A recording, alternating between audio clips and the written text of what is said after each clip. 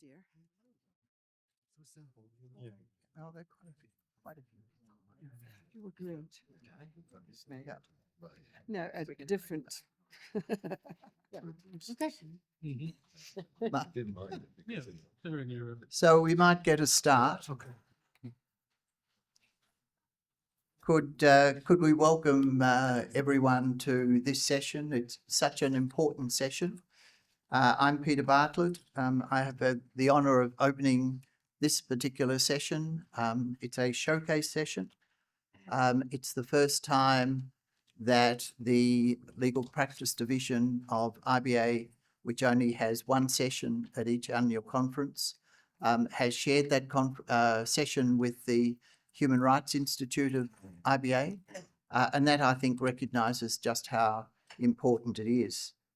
So for over 40 years, I've dedicated my career to being a media lawyer, fighting censorship and defending libel claims in Australia and beyond.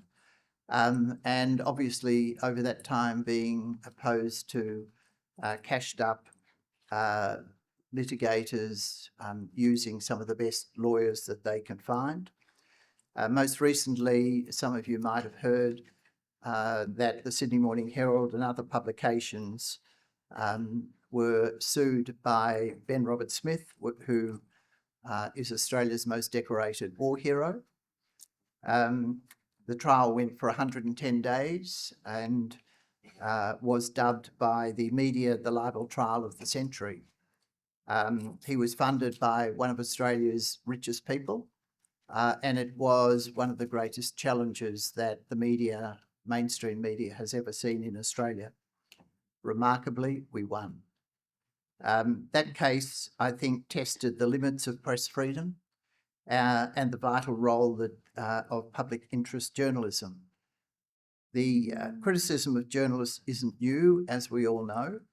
However, we're witnessing a very concerning increase in online harassment, intimidation, detention, physical attacks on journalists and more.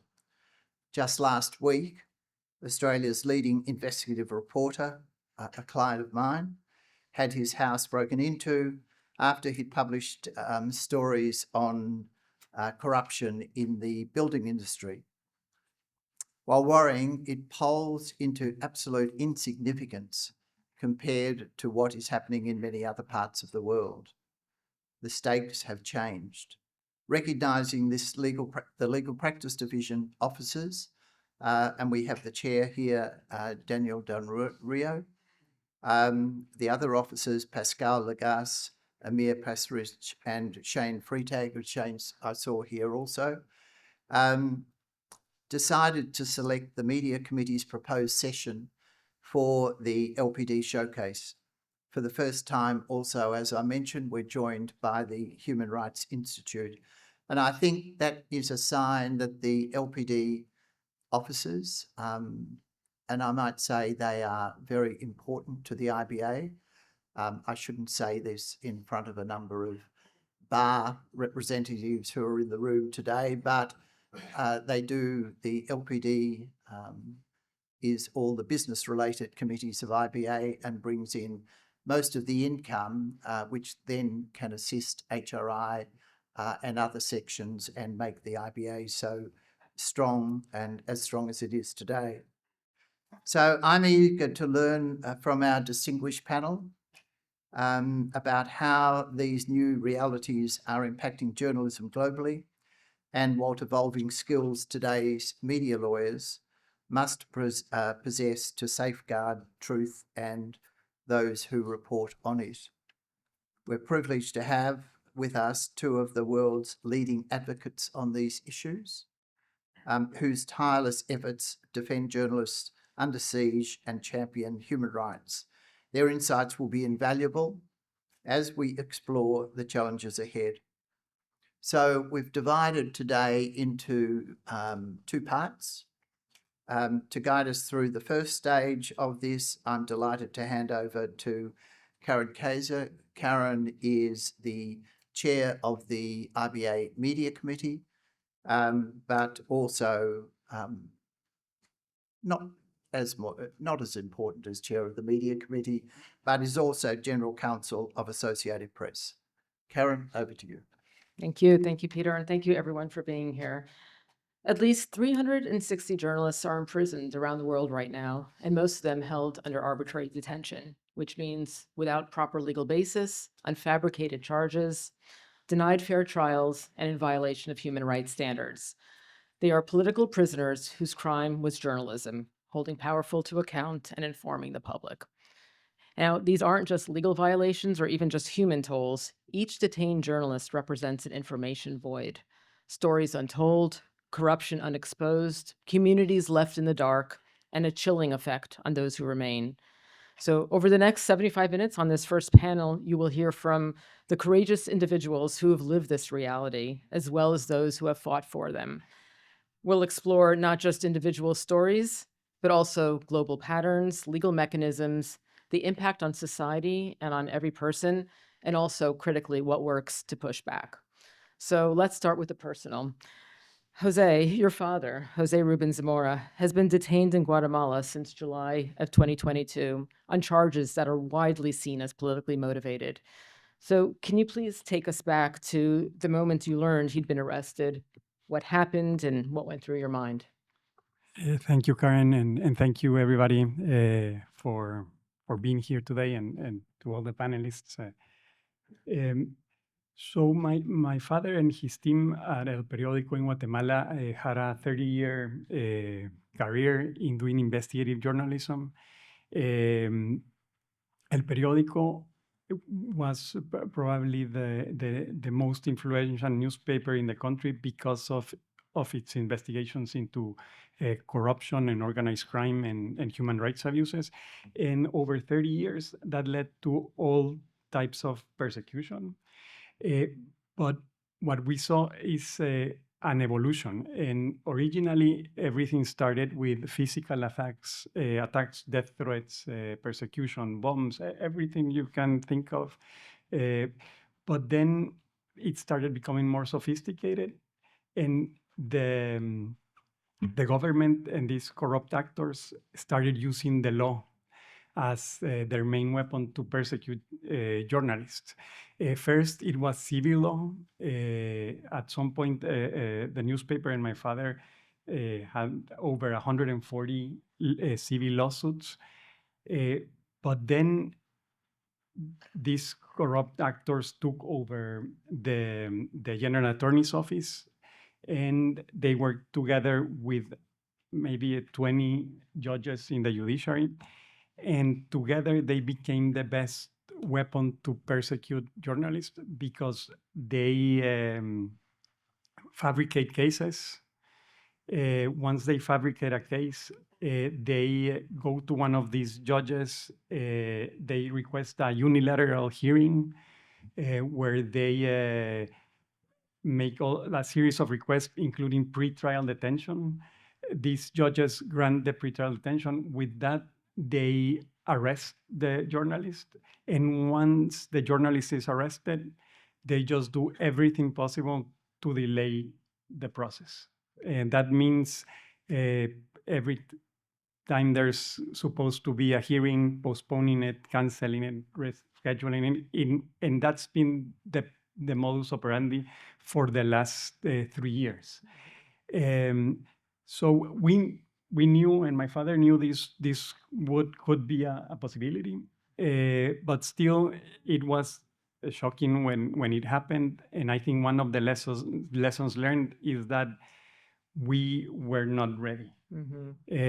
We had always worked on having safety protocols in terms of physical safety, digital safety, but we had never had an interaction with criminal law, and we didn't expect to have it. And when this happened, it was a show of force. They showed up to arrest him at his home with over 20 the pickup trucks of law enforcement with machine guns, and they raided the house. From the first moment, everything was done illegally. They overstayed the period of time they could do a raid. They did it on a Friday at the last minute, so that means that you'll definitely spend the weekend in prison. Right. And then from that moment on, they violated all of his rights and due process. And it was shocking. Did they bring charges or have charges? How has that developed? Well, originally for the first part of the process, we did not know what was going on because when they had these unilateral hearings, they declared the case on the reserve, so you don't even know what they are accusing you of. Then we found out that it was they were charging him with money laundering of $30,000. And some other crimes, but the main one was money laundering. And so that's how they took him, and that led to a series of consequences. In that process, they also persecuted his lawyers.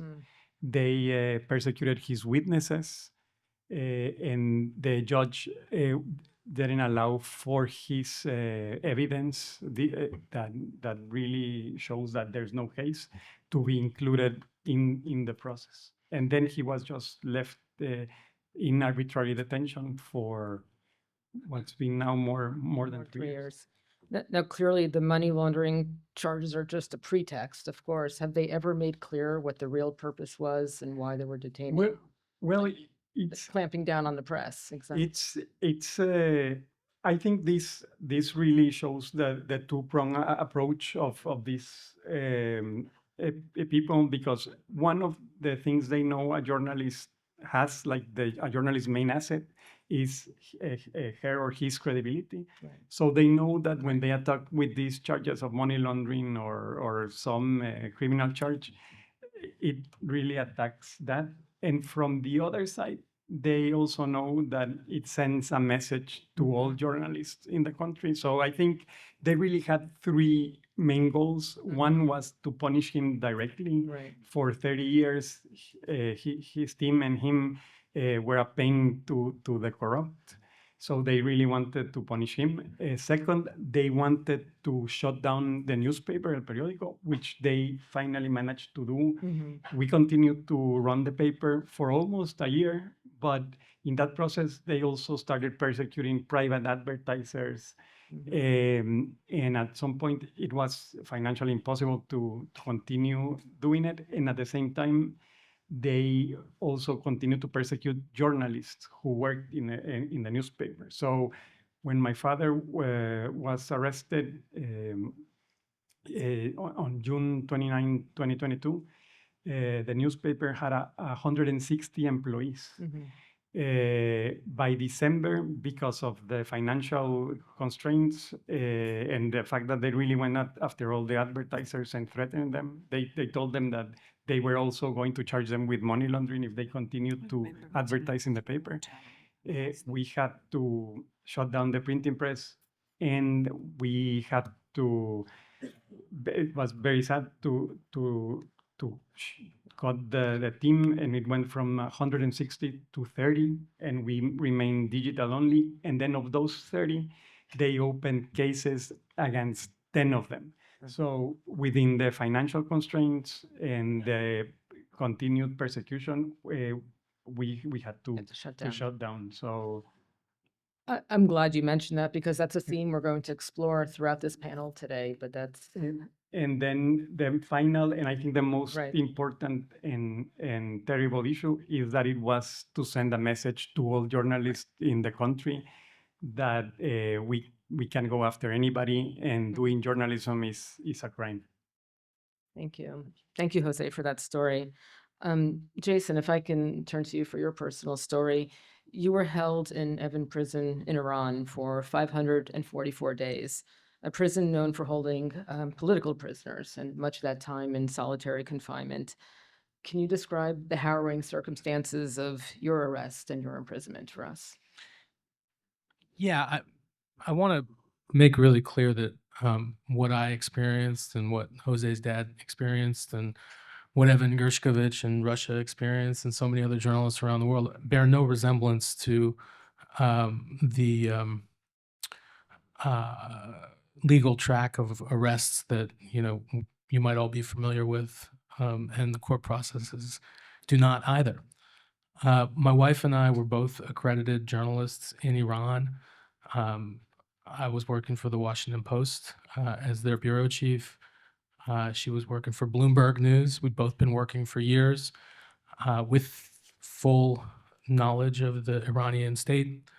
In fact, the day that we were arrested, that morning, we were both given 1-year extensions of our press credentials.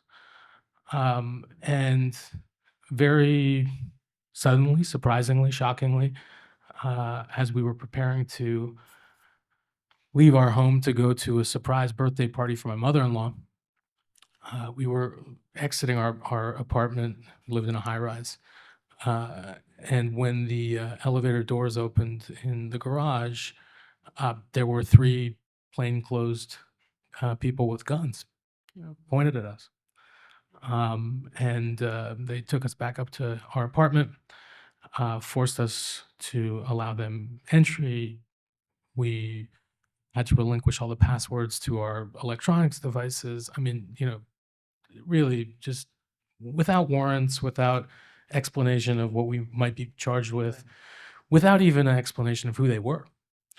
And after about an hour and a half, we were taken from our home. I call it the walk of shame because, they kind of parade you in front of your neighbors, as if to say, be wary of these people. And it was quite confusing at first, more than anything else. We were put into a unmarked van with tinted windows, and we were driven off to Evin prison, which happened to only be about a 7-minute drive from where we lived. And except for court appearances, I would not leave that prison again for another 1.5 years. I think when we talk about the arrest and imprisonment of journalists, especially foreign correspondents, you and Jose both talked about the chilling effect that it has on other journalists in cases like mine or Evans or other dual nationals or foreign nationals held by authoritarian states. It's a kind of a 2-pronged win for them, right? They are trying to extract something of leverage from our home governments. We're hostages, but also sending that chilling message. And it works. I mean, since my arrest, which was in July of 2014, the Washington Post hasn't had anybody based in Tehran. Yeah. New York Times hasn't had anybody based in Tehran since 2019. The number of Tehran bylines in major international newspapers has decreased dramatically. Even the wire services have challenges. Even offices are still open. I don't need to explain to you, how difficult it is. So yeah, I mean, it's a very clear attack on journalism. It's a clear attack on democracy. And I think for a long time we dealt with these cases in very flat-footed ways, right? We don't want to undermine or question the judiciary independence of a sovereign state. Well, they've weaponized that against us and are running circles around democratic societies. And that has to change. Thank you, Jason. And you're touching on so many of the themes that I really want to unpack during this panel. But if I can pick up on one of them right now, I think it's important to discuss the context of what was going on at the time of your arrest with the U.S. and Iran, and what you've mentioned, which is hostage diplomacy, which is when journalists become a bargaining chip for a country. Was there a point during your time imprisonment that you realized that you were a pawn for something bigger like Look, that? I don't play chess, but I don't like to think of myself as a pawn. I Right. think I'm king or horse or queen or something. You were the But, king. look, there were many points. Yeah. On the first night when I told the person who was interrogating me, who I later learned was the head of the Revolutionary Guard Corps intelligence service, he said, just a journalist has no value to me. Mm. It didn't click for me at that point. But then some weeks later, he came back and said, "You've got no value at this point. You know, I'm desperately trying to leverage you." And I think what we've seen happen since, you know, at the time, as you said, the U.S., other world powers, and Iran were in the middle of nuclear negotiations. There were several other Americans who were being held, a Christian pastor, a former Marine. And the Iranians were not getting any traction on those cases. So they thought to themselves, let's take somebody very high profile. And my number came up. And we see it happening over and over and over again. And it's a serial crime that has copycats. And one last question before I ask, before I move on. Your dual citizenship, you mentioned your dual Yeah. citizenship. Did that make you more valuable, more vulnerable? How did that Both. play out? I mean, I think, you know, the Iranian system, and I think any government that, you know, some countries force you to rescind a second citizenship, right? In Iran, you're allowed to have other nationalities, but they don't acknowledge those nationalities, right? So anytime the foreign minister would appear at the United Nations and be asked about my case, he said, "Well, he's an Iranian citizen. Why do you care? You know, this is a you know, an internal matter." Never mind, he had lived in the United States for 30 years himself and probably has a green card and has been enjoying the fruits of American freedom much of his life. But yeah, I was held as an Iranian, treated as an Iranian. You know, they justified my detention and lack of consular access because of that citizenship, and then traded me as an American, right? Interesting. And along with several other American citizens. And I'll point out that, you know, that deal that resulted in my release and several other Americans being released also resulted in the release of 7 Iranian Americans from U.S. prisons, people who were being held for violations of U.S. sanctions on Iran. Not one of them chose to return to Iran. So I think, you know, the headline, you know, there's a lot of talk about pallets of cash and, you know, all of these other things in my release. Headline should have been, you know, 12 Iranian Americans released from prison go back to their lives in the United States of America. Right. Thank you. Thank you, Jason. Keelan, if I can turn to you. As a leading human rights lawyer, you've represented many journalists and media outlets over the years who face arbitrary detention. Can you walk us through a few of these recent cases and also where you've seen the arc from detaining a journalist to destroying the entire media organization and targeting media owners? Yeah, absolutely. Thanks very much. And I just want to start by acknowledging that I'm obviously speaking after Jose, who has walked through fire to get here in circumstances where he's been separated from his father for these reasons. And Jason, who has done such remarkable work since his own imprisonment. Would have been very easy for a Jason to walk away and to go back to his life in the US. And instead, he's been fighting for others. And it's really inspiring to speak after these 2 men, frankly. I suppose the first thing to say is, I hope people can hear me. The first thing to say is some of the themes that Jose mentioned about his father. So his father for many years had been running El Periodico, a newspaper from which right from the outset had been set up to be anti-corruption and to hold Guatemala to certain standards. And that's one of the reasons why, having trod on very powerful toes for decades, the authorities went after him.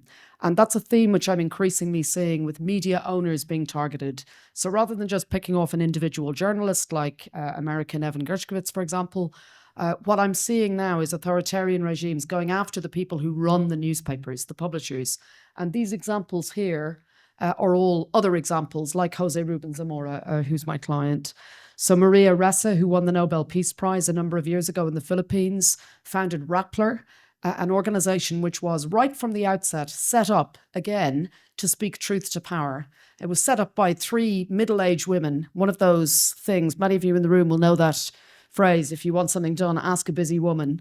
Well, Rappler was set up by 3 very busy women who've done an incredible job. But again, going after Maria as the owner, the founder, the editor-in-chief of Rappler wasn't just picking off an individual journalist. It was designed to try to target the entirety of the media ecosystem in the Philippines and to send a message. That's the same thing that's happened to my client, Zia Ahmed-Lobeli, up there on the screen, another brilliant woman who in her early 20s founded a media organization in Georgia, and then a decade later founded a second media organization in Georgia. And these are 2 incredibly important independent media organizations in Georgia which speak out and which hold power to account. And again, because of that, they've been targeted. And she's now been in prison since January of this year, simply for the crime of conspiracy to commit journalism. Because make no mistake, that's really what we're talking about here. And then the 4th example I wanted to give is Jimmy Lai. So Jimmy Lai is a British national who's imprisoned in Hong Kong, again, for being a journalist. And it's dressed up, of course, as all sorts of other things, but that's what it is. It's because he founded, after seeing the Tiananmen Square massacre in 1989, he founded an independent Chinese language newspaper, Apple Daily, in Hong Kong to speak truth to power. And for decades, he was targeted by the authorities because of what his newspaper did. And what they've done now is they've found the most powerful tool of all to try to silence him, and that's the law.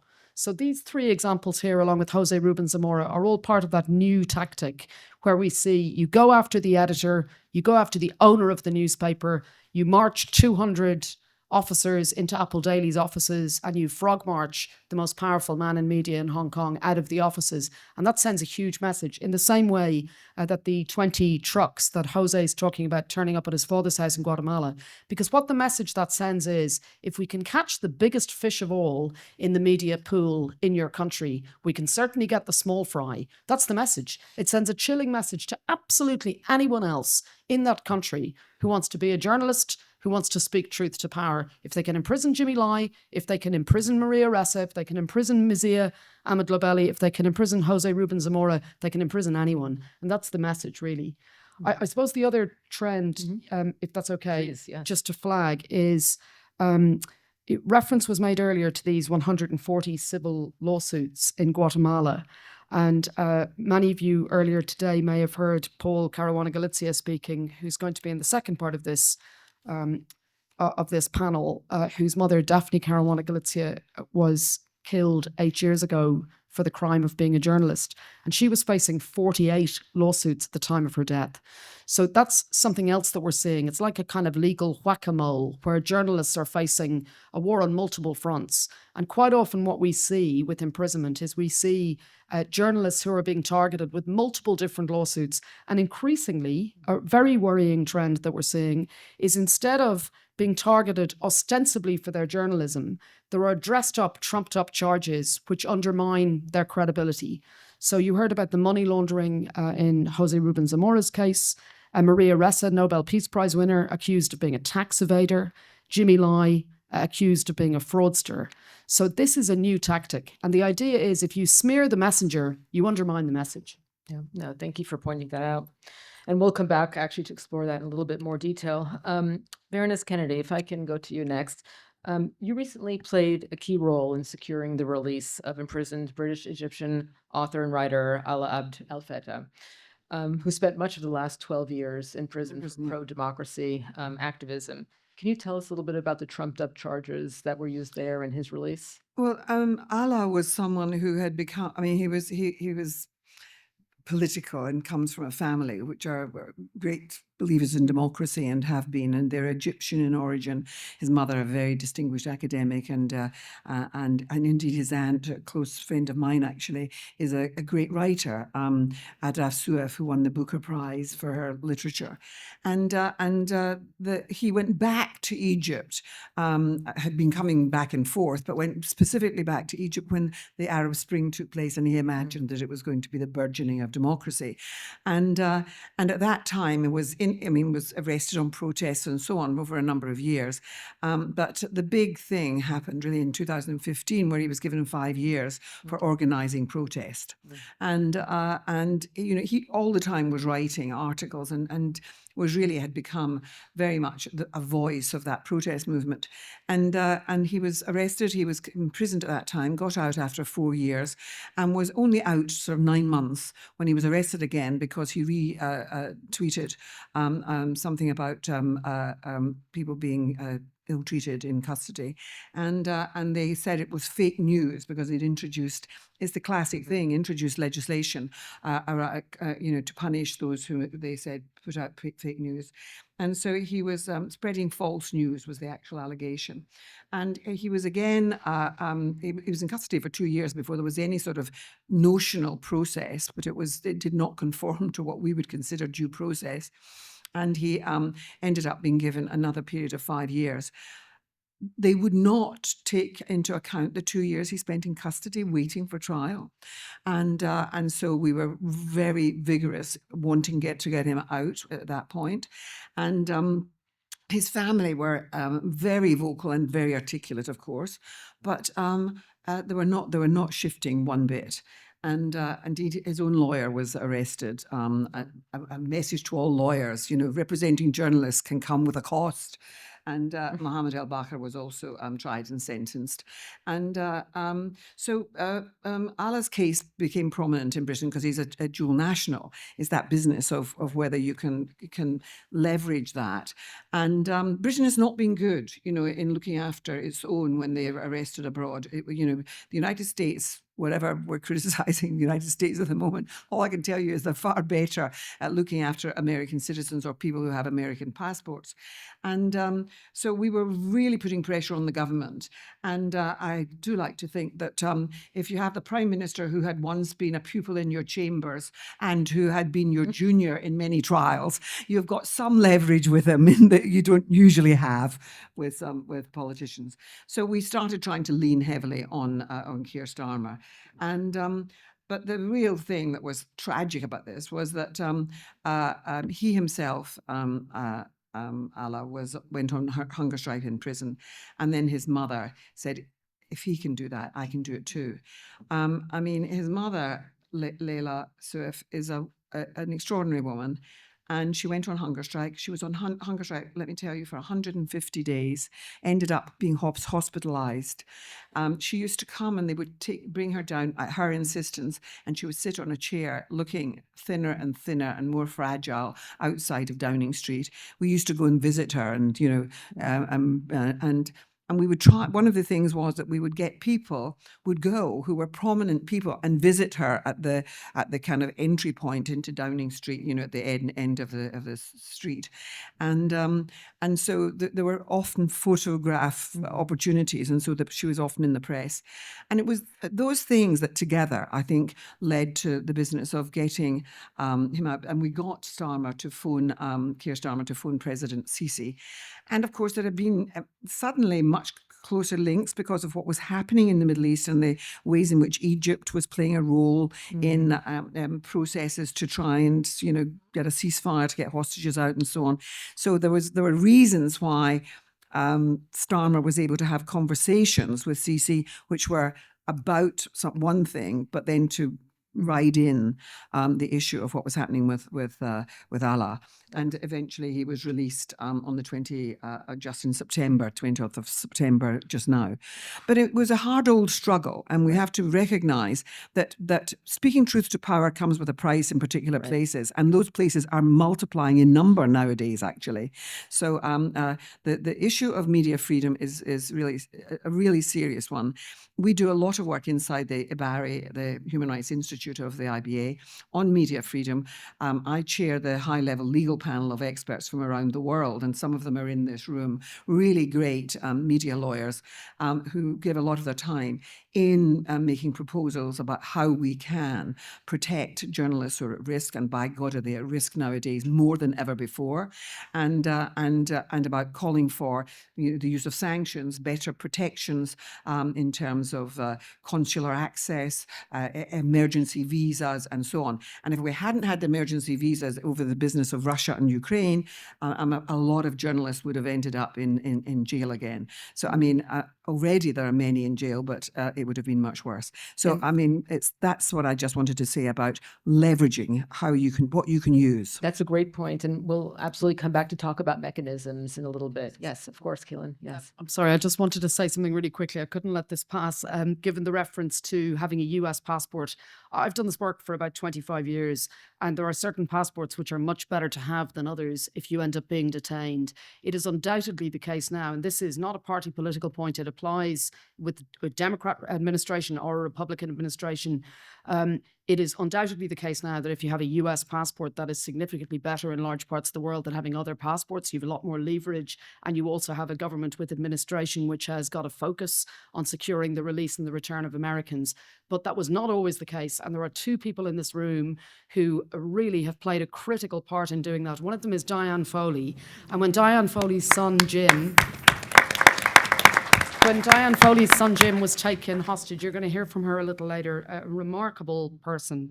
But when Diane Foley's son Jim was taken hostage, she believed that her government was doing everything possible. And she learned after his death that the government was not doing everything possible.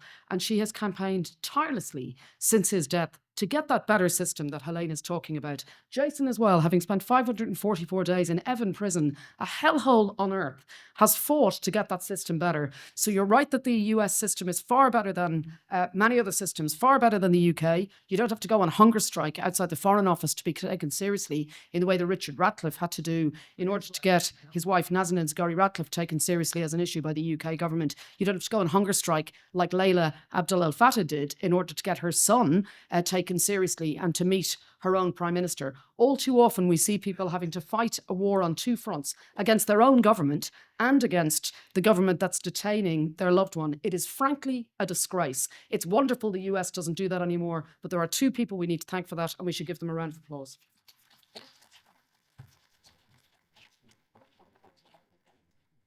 Thank you for that, Keelan. I'd like to highlight one more journalist, and Professor Kotler, if I can go to you to speak a little bit about our longest detained journalist, DeWitt Isaac.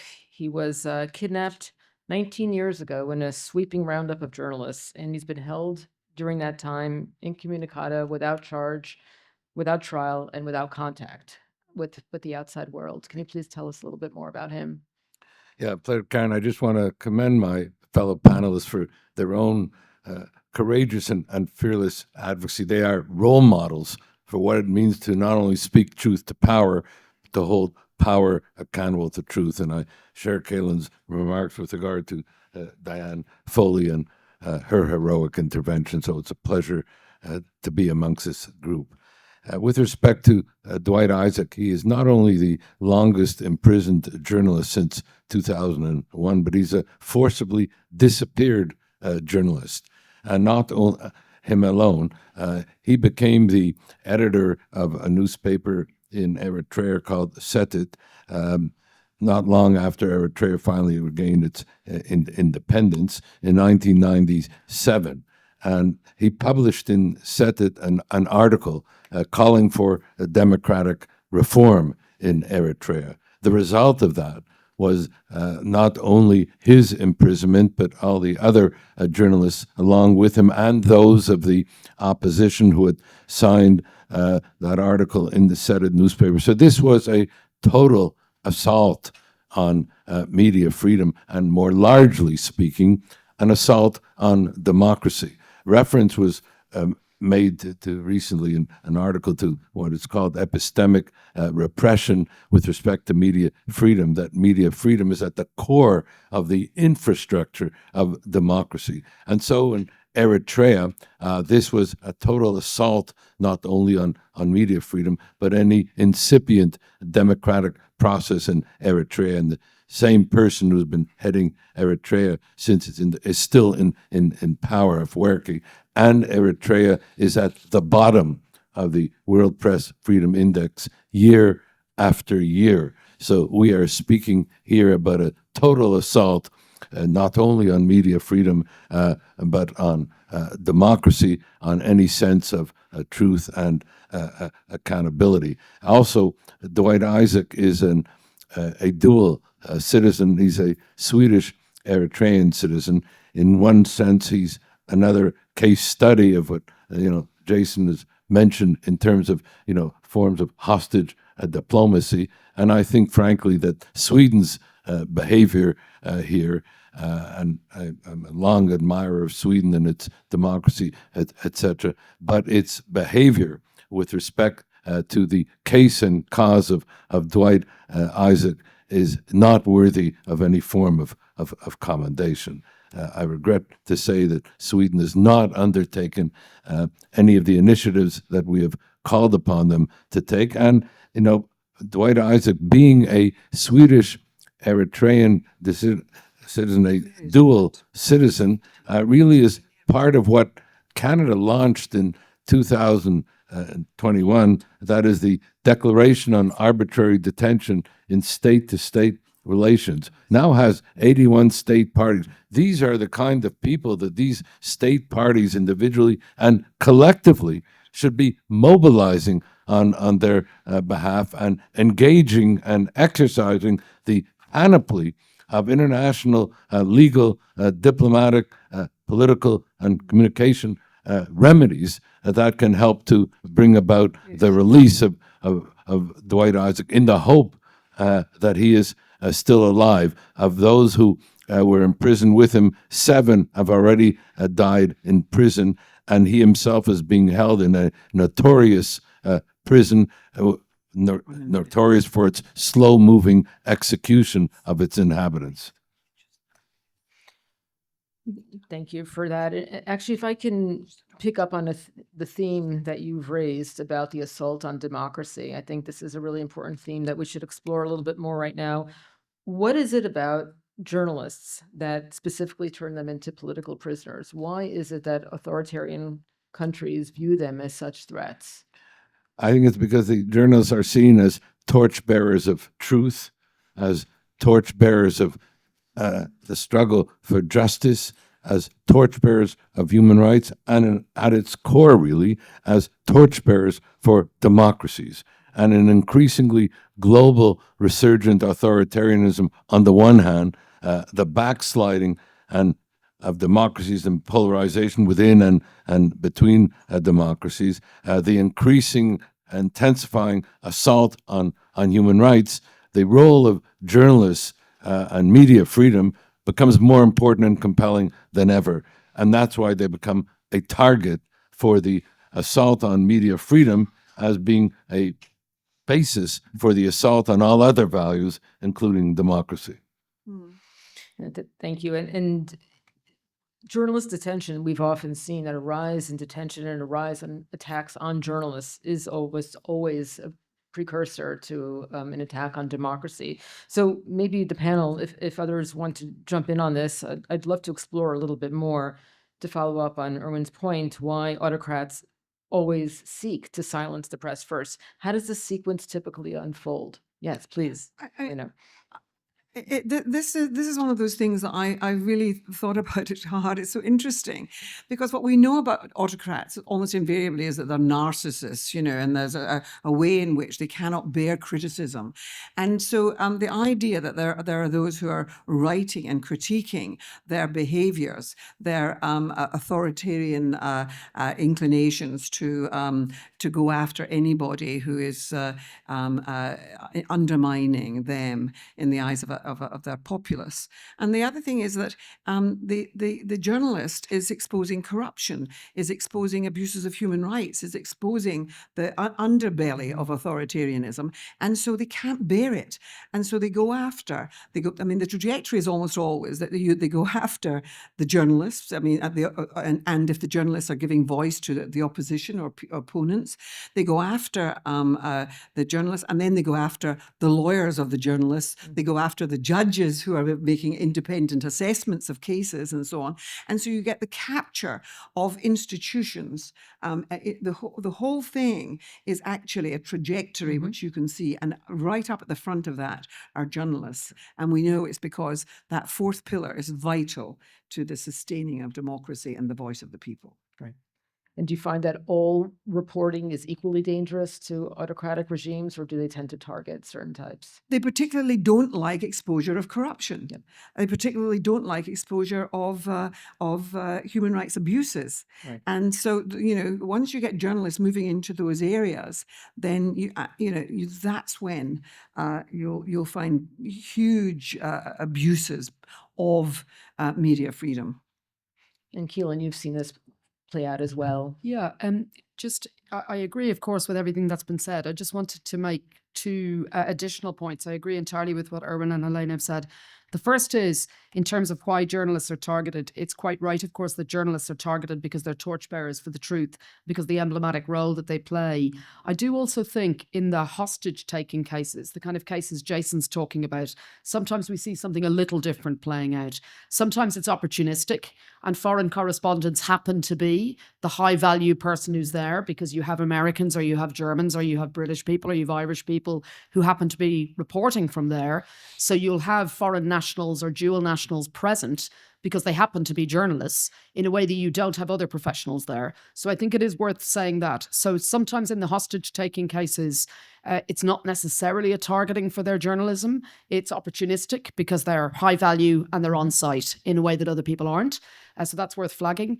And some of the other kinds of cases I see with hostage taking do involve some other professionals who happen to be on site. So kind of construction workers, for example, or in one Iranian case, a cultural rights worker, for example, who'd gone back to visit her ill mother when her work involved bringing Persian poetry to a Western audience, for example. So that's the first thing. And then the second thing I wanted to flag is it is right that I often see, as Helena has seen too, targeting in particular of certain types of journalism.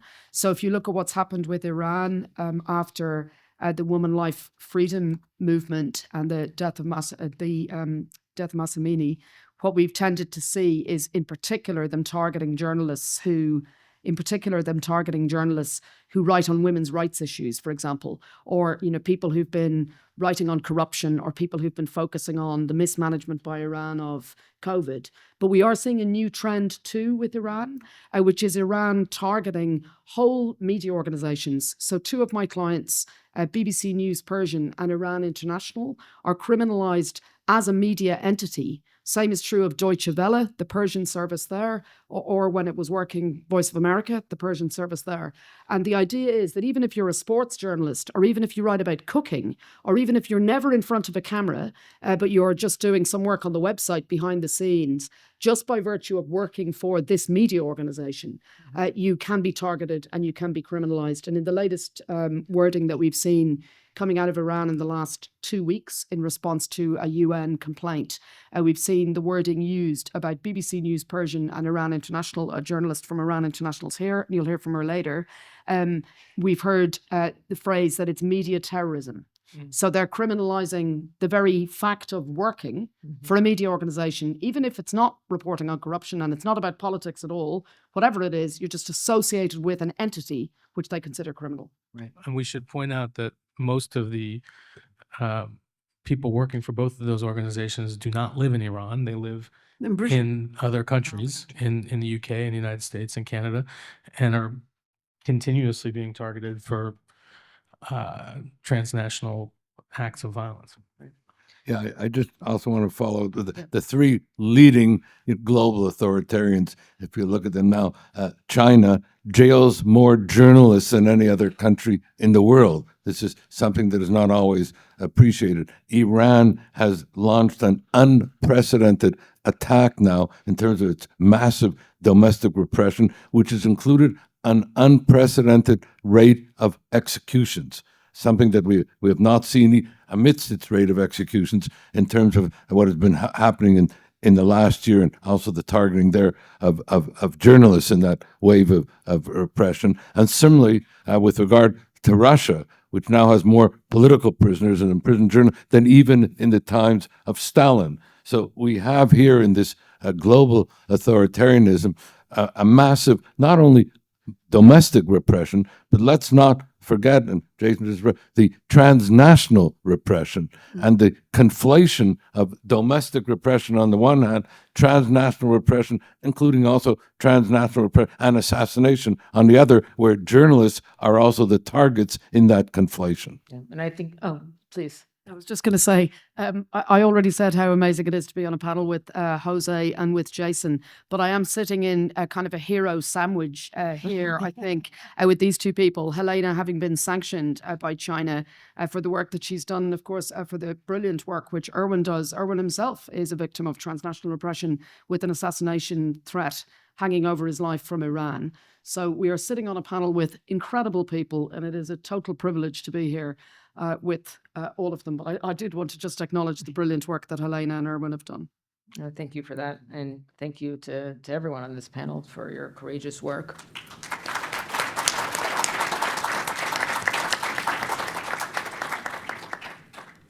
Jason, I wanted to pick up on one of the themes you mentioned at the start of your discussion when you talked about how now there's no one in Tehran covering. And I want to talk a little bit about the societal impact of everything that we just discussed up until now. What is the impact on the flow of information to the public when you jail a journalist? So can you talk a little bit about what happened in terms of the information vacuum that was created when you were in detention? Yeah, I mean, look, I think the first front is foreign correspondence, right? It took some time until other news organizations chose to downgrade their activities inside of Iran after my arrest. Mine was a very, public targeting of me, right? But before before I was arrested, I know of multiple instances of international news organizations and their representatives in Tehran being targeted, having their homes ransacked, being interrogated. I mean, this was part of our life, right? But we continued to do the work.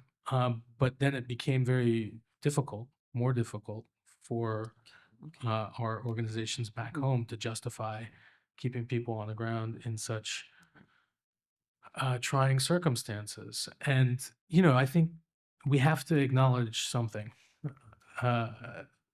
There's a compromise that news organizations make when they keep a journalist in an authoritarian society.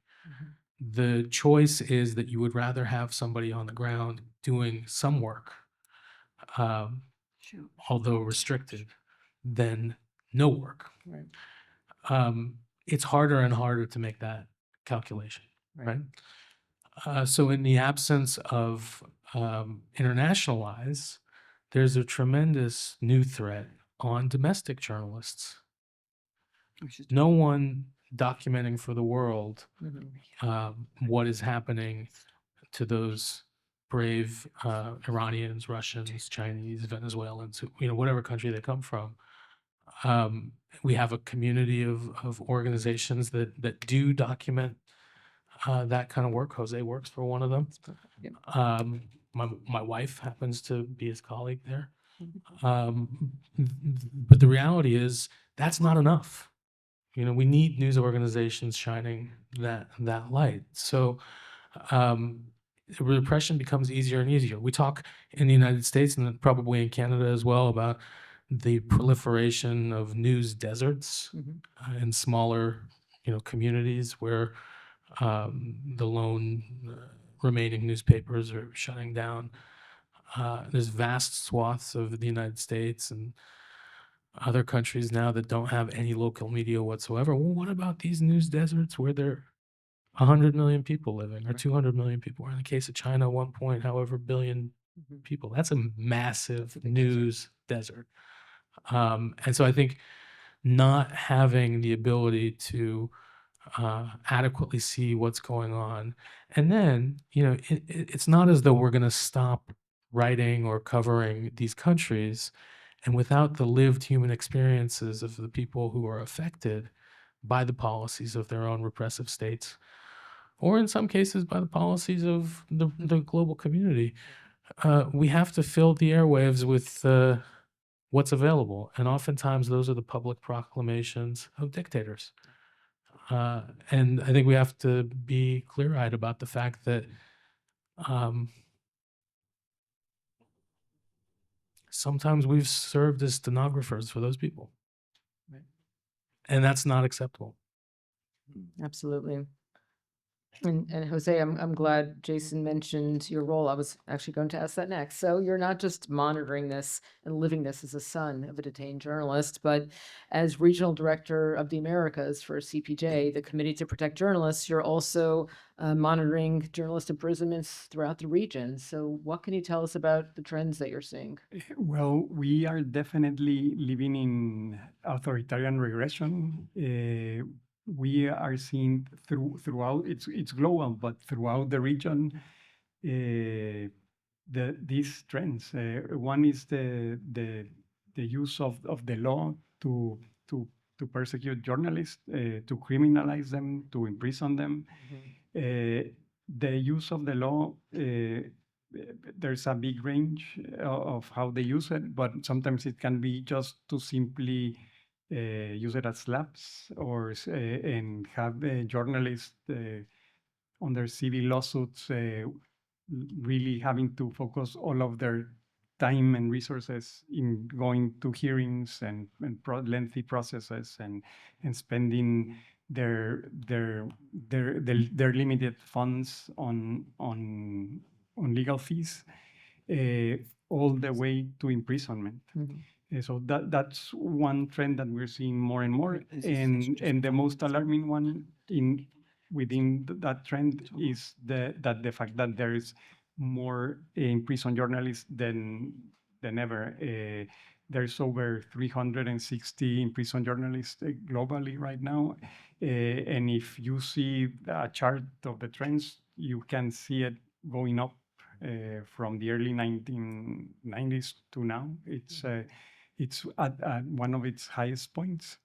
The other thing we're seeing, but it also has to do with the use of the law to persecute journalists, is journalism from exile. So journalists in different countries and regions have had to flee their countries and move to a new safe country to do journalism from there, which is an entirely new way of doing journalism, and it's not easy. It has challenges. It's especially difficult when journalists still have families in their country of origin. Their sources are there, so it's very difficult for everyone. And now one thing that we're seeing is also this transnational persecution. Right. And for example, journalists from Nicaragua went into exile. They went to Costa Rica, which was a safe haven, and now they are starting to persecute them in Costa Rica. So they have to go into a second exile. And so that's the other thing we're seeing. Unfortunately, they are still assassinating journalists throughout the world. But really, the main mechanism has become the use of the law. And I think one thing that is very concerning for me personally is to see what's happening in the U.S. Just one of the or most emblematic cases this year was the case of a journalist named Mario Guevara. He's a Salvadoran journalist who had been living legally in the U.S. for over 20 years, has a family there. He built his career there. He's well known in his community, and he was a voice that was bringing his community news and information that nobody else is providing them. And the type of coverage he was doing was disliked by the authorities. And so one day they arrested him on some ridiculous charges that were dropped immediately 24 hours later. But in the process, he was handed over to ICE authorities, where he was held without due process for over 100 days. A judge granted him bond. They didn't respect the bond.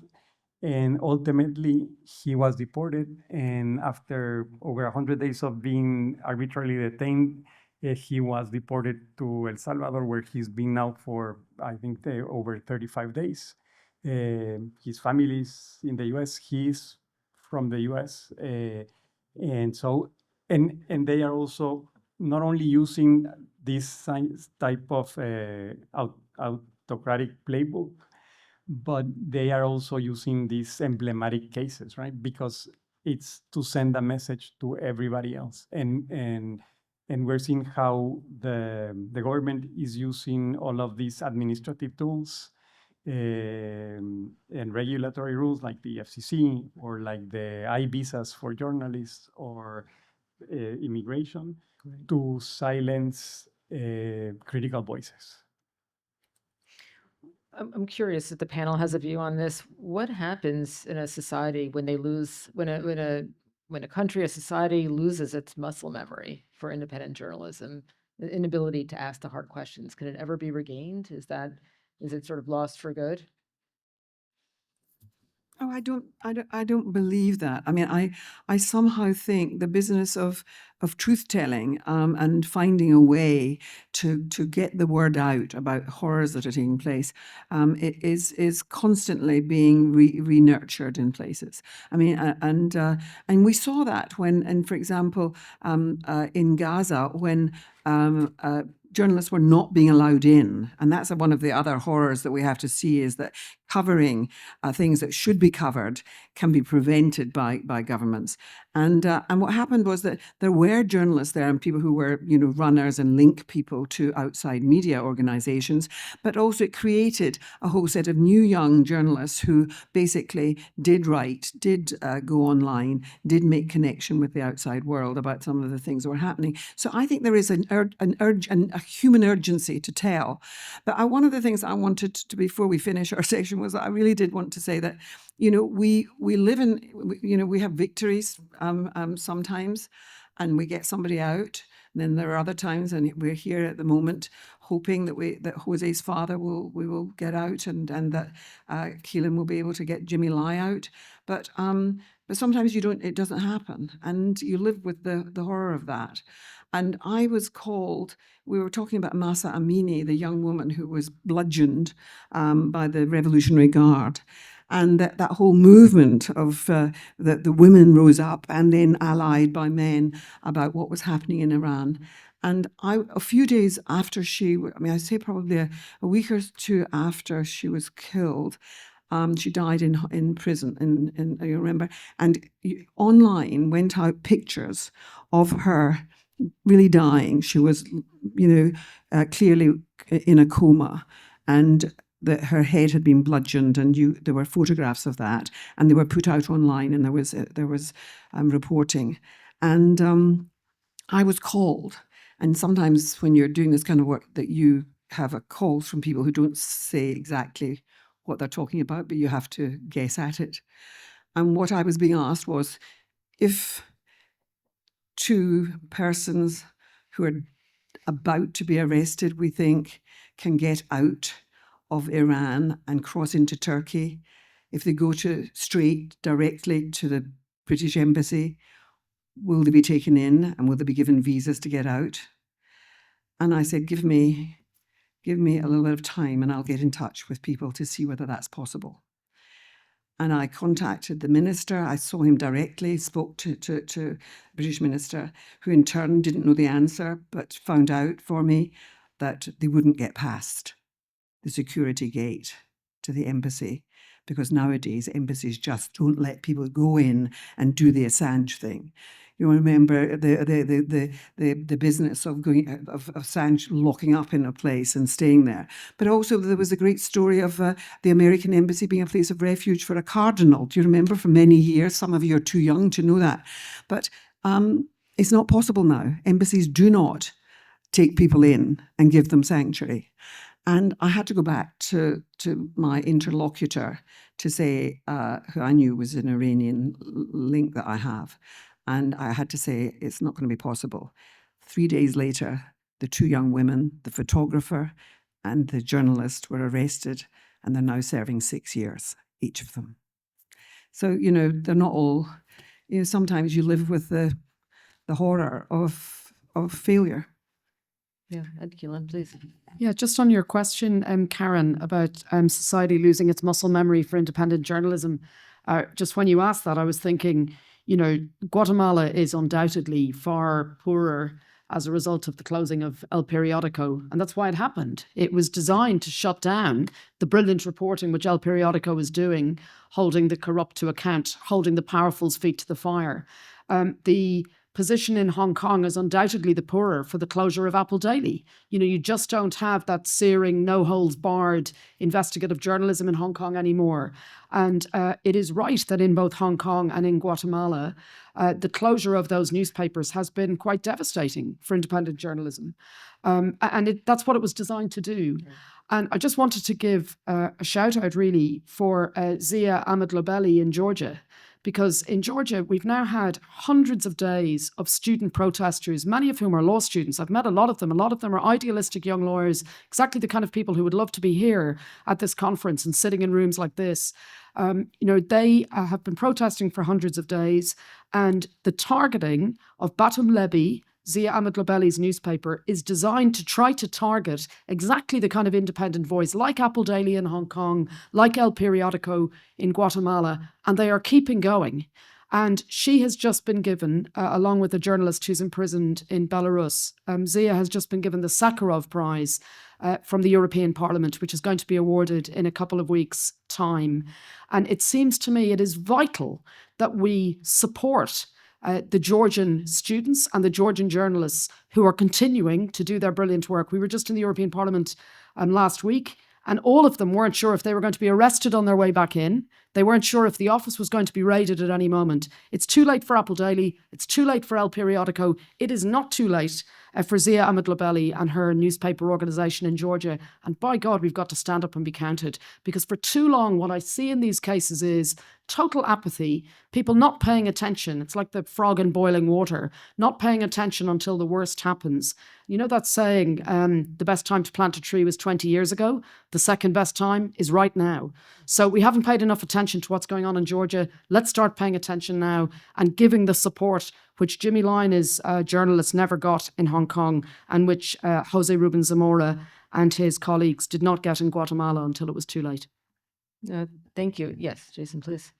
I wanted to pick up on one thing that Jose was saying about journalists in exile. And I think, the muscles are weakening right now in a lot of reliably democratic places.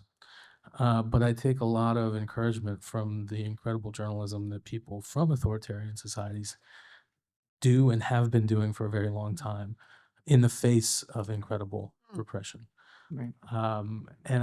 As we think about journalists in exile, I think too often we look at these people as a community that's in need of support. We should be looking at them as an opportunity, as a resource, as a vital source of information that we wouldn't be able to access otherwise. And so I think some of this has to do with tinkering with our own ways of looking at the world. But I'm an optimistic person, maybe realistically so. But we have to find the hope in the incredible work that people do in the face of tough circumstances. Yes, please, Erwin. Yeah, Karen, also in answer to your question and calls of fellow panelists, I'm reminded of the fact that, the saying that the surest way for evil to triumph in the world is for enough good people to do nothing. And so I think we have to see it as our individual and collective responsibility, and what Baroness Kennedy was saying and Caitlin was saying, and Paz remind that each and every one of us here has a responsibility really to speak on behalf of those who cannot be heard, to bear witness on behalf of those who cannot testify, to act on behalf of those who are putting not just their livelihood, but indeed their lives on the line. Regrettably, we live in times today that qui s'excuse, s'accuse, that whoever remains indifferent really indicts himself or herself. So I see your question really as really being an invitation to a call to action for all of us. And that's really important. Thank you.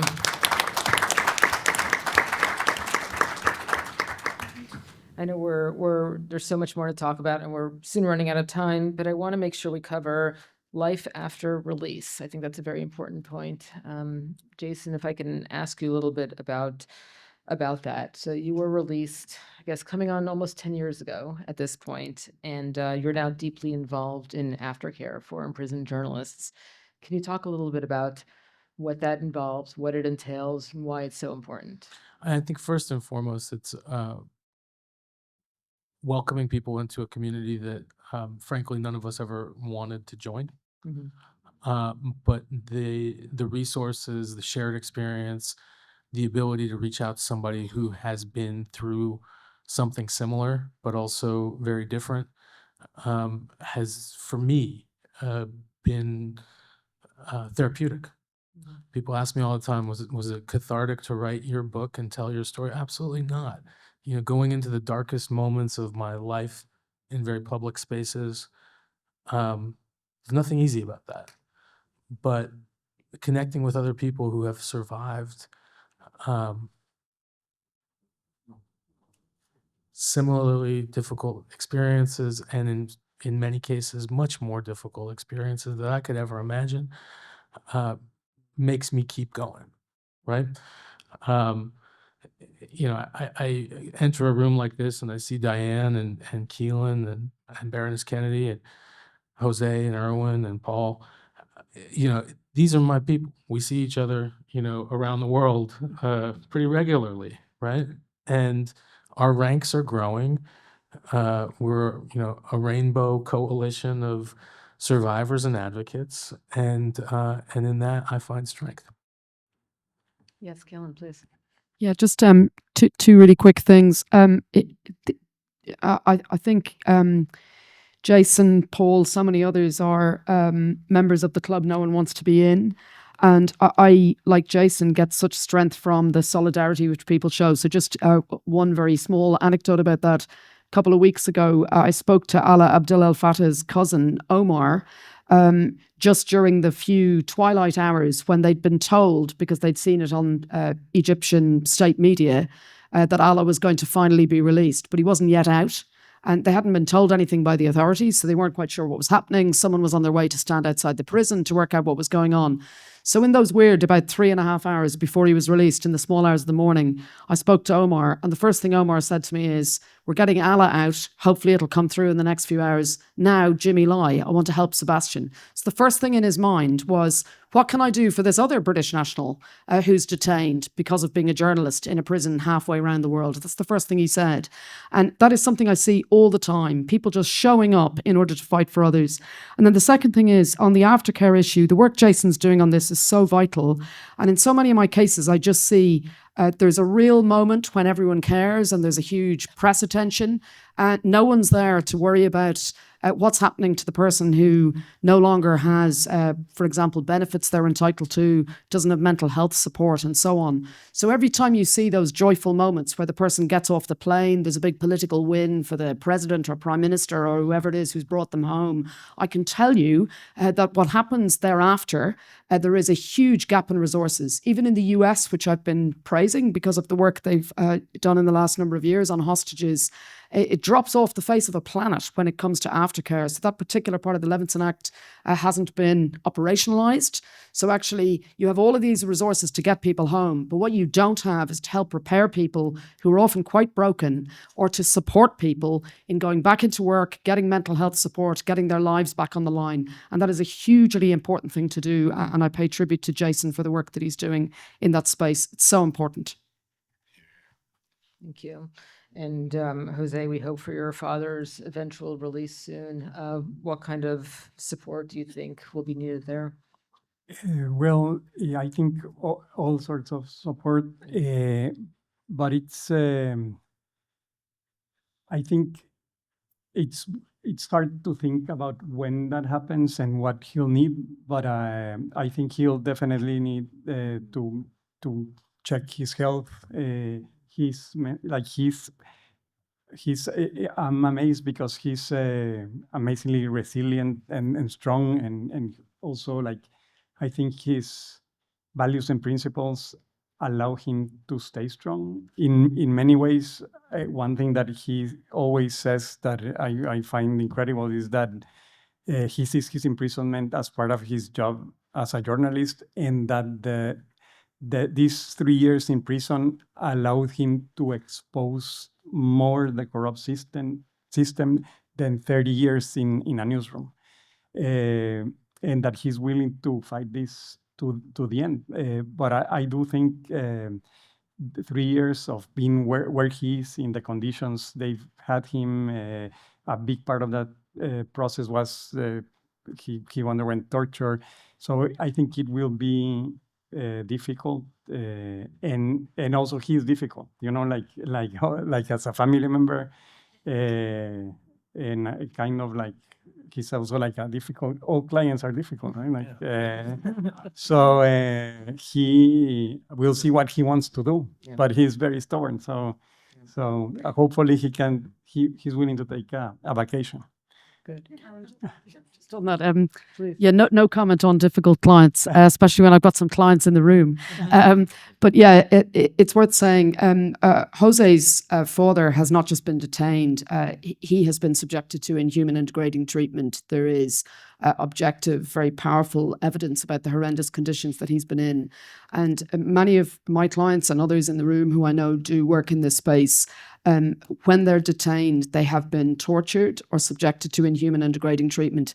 It is just a basic that when they then come home, if they're a dual national or a foreign national, that their government should be able to support them and give them advice on what to do. And all too often that doesn't happen. So just one very short anecdote on that.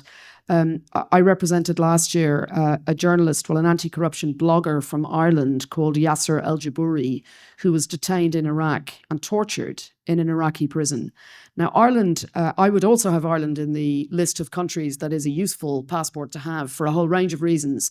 And I can tell you that unlike in the UK, when you have to wait for months or even years to meet a foreign minister or to meet a prime minister, we met the foreign minister within 48 hours and actually sat down, family, lawyers, government, to say, what can we do? What leverage do we have to get this man out of prison? And Ireland was actually hugely helpful in that case. So you don't have to be the US with huge power. You can be a minnow internationally, but be creative and it can work. So Ireland was great at getting him home and working with us to get him home. However, it all went wrong there because when we said to them, well, we know he's been tortured and what experts do you use to support people who've been tortured? We had a totally blank response. And actually, do you know how we ended up getting proper support for Yasser? We got advice from Nazanin Zaghari-Ratcliffe, who herself had been subjected to inhuman and degrading treatment in Iran. And we used the same expert who had been used in her case. And it simply should not be the case that you have civil society, lawyers, other family members and other former prisoners having to do this. Governments have got to step up. And we as the IBA and as lawyers who work in this space should be holding their feet to the fire and making sure they do step up because we need to have proper aftercare in place. And it is not right that when people have been through these horrific experiences, they're having to scramble around and put together some DIY package when there should be, it's just a basic. Governments should be putting their resources into ensuring that there's a proper plan.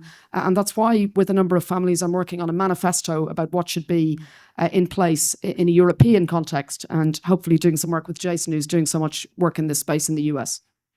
That's excellent. Since we started the panel a few moments late, I'm going to take a moderator's prerogative and just take a few more minutes. I'd like just one lightning round set of questions to the panel as we wrap up. Super short. If I can ask you, Jose, what's one thing you want people to leave here today and take to action? I think a very important thing that has been key in my father's case and in the cases we see at the Committee to Protect Journalists is really having this strong network of solidarity. I think that not only gives you hope, but it allows you to continue doing the work.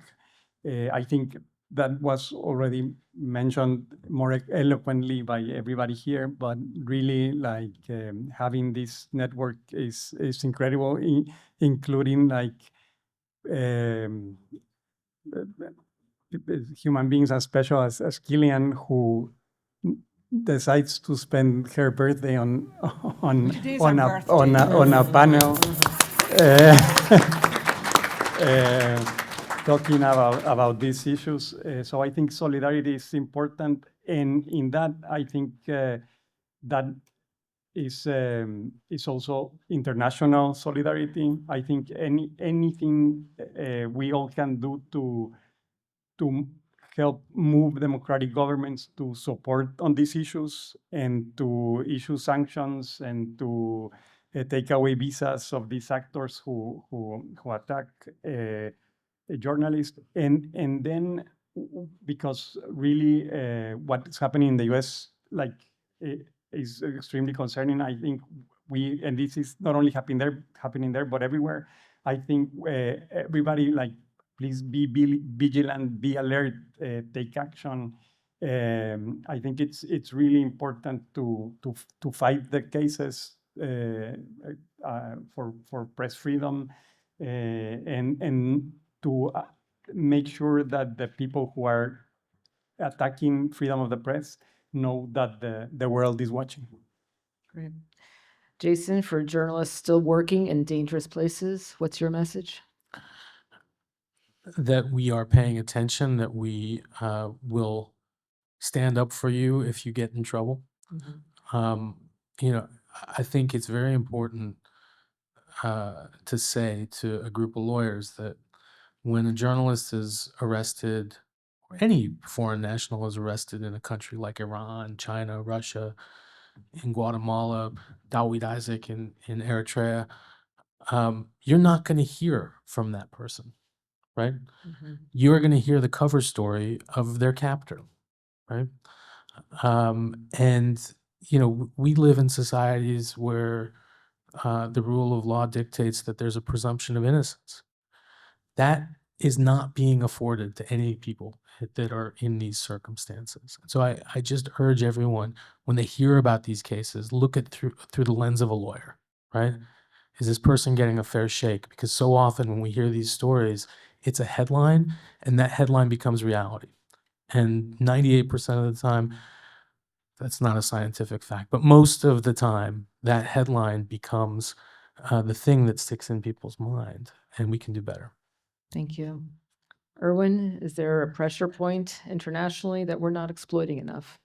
Well, I think we have to realize that not only has the panel been saying that journalism is not a crime, but media freedom is not only central to democracy, but it's really central to our individual and collective security, to our national security. My mentor, the late Nobel Peace Laureate Elie Wiesel, always said that silence in the face of evil ends up being complicity with evil itself, and the dangers, as he always put it, of indifference and inaction in the face of, let's say, the assaults on media freedom ends up standing with the violator rather than with justice for the victim. So I also remain, as Jason says, an optimist, but an optimist means also that we have to act to secure what is, in effect, our collective humanity.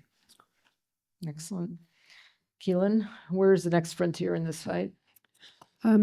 Sure. So I suppose overall, I would say, as you've heard from all of us on the panel, the people who target journalists and media freedom are creative, and we need to get creative too.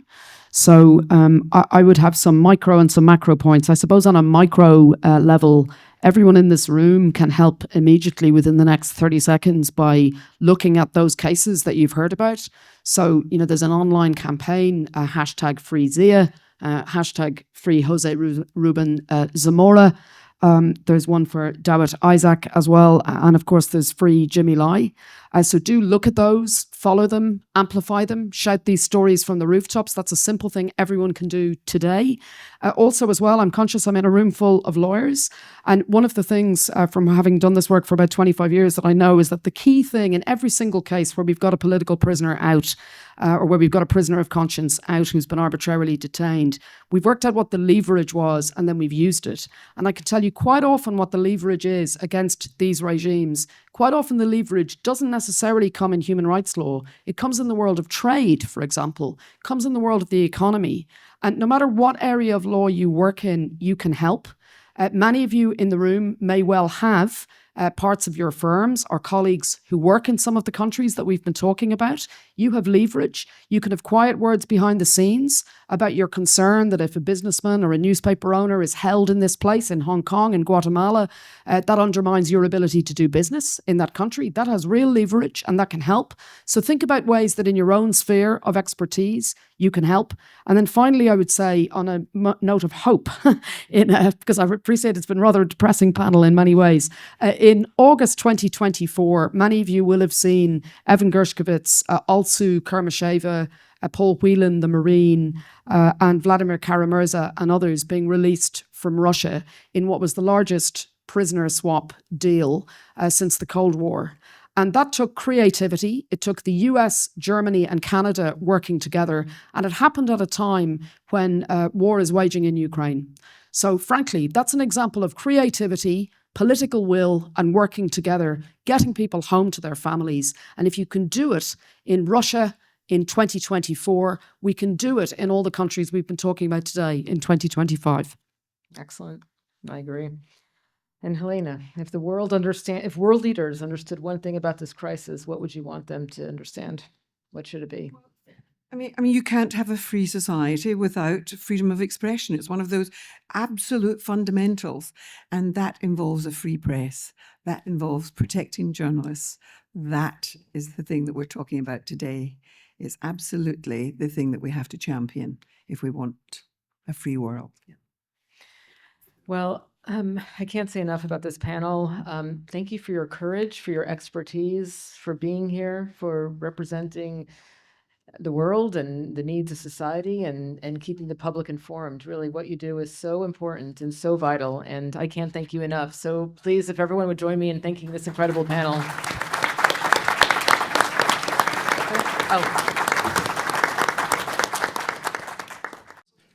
And I'm co-chair of the International Bar Association Human Rights Institute. And I've got the distinct honor of moderating this profoundly important panel. Today, we confront the brutal reality that journalists, those who shine the light into the darkest corners, are being silenced through violence, if you like, the ultimate form of censorship.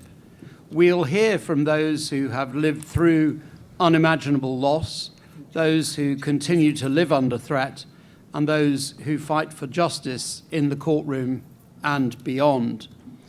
And you'll see the panelists behind me, and I'd like to first talk a bit about personal loss, resilience. Diane Foley. Diane, thank you very much for being here. I think it would be helpful if you could perhaps share the story of your son James, his work, his capture, and the journey that led you to founding the James Foley Foundation. Sure. Thank you, Mark. It's really an honor to be here among you esteemed attorneys and experts. It really is. I'm very honored. Thank you, Mark. Jim was a freelance conflict journalist, the oldest of our 5 children. I'm a nurse practitioner, never knew anything about journalism or hostages or anything else until Jim's kidnapping. He was kidnapped twice, once in Libya and his final kidnapping was in Syria.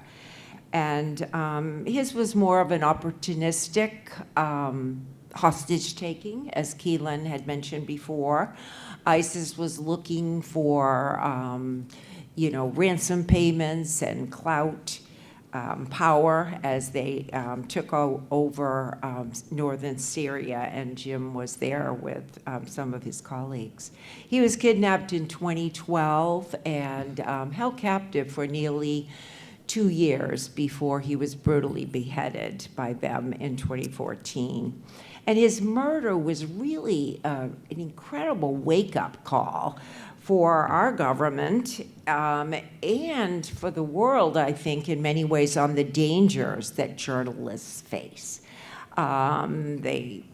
It's incredible. And it was a wake-up call for our country, too.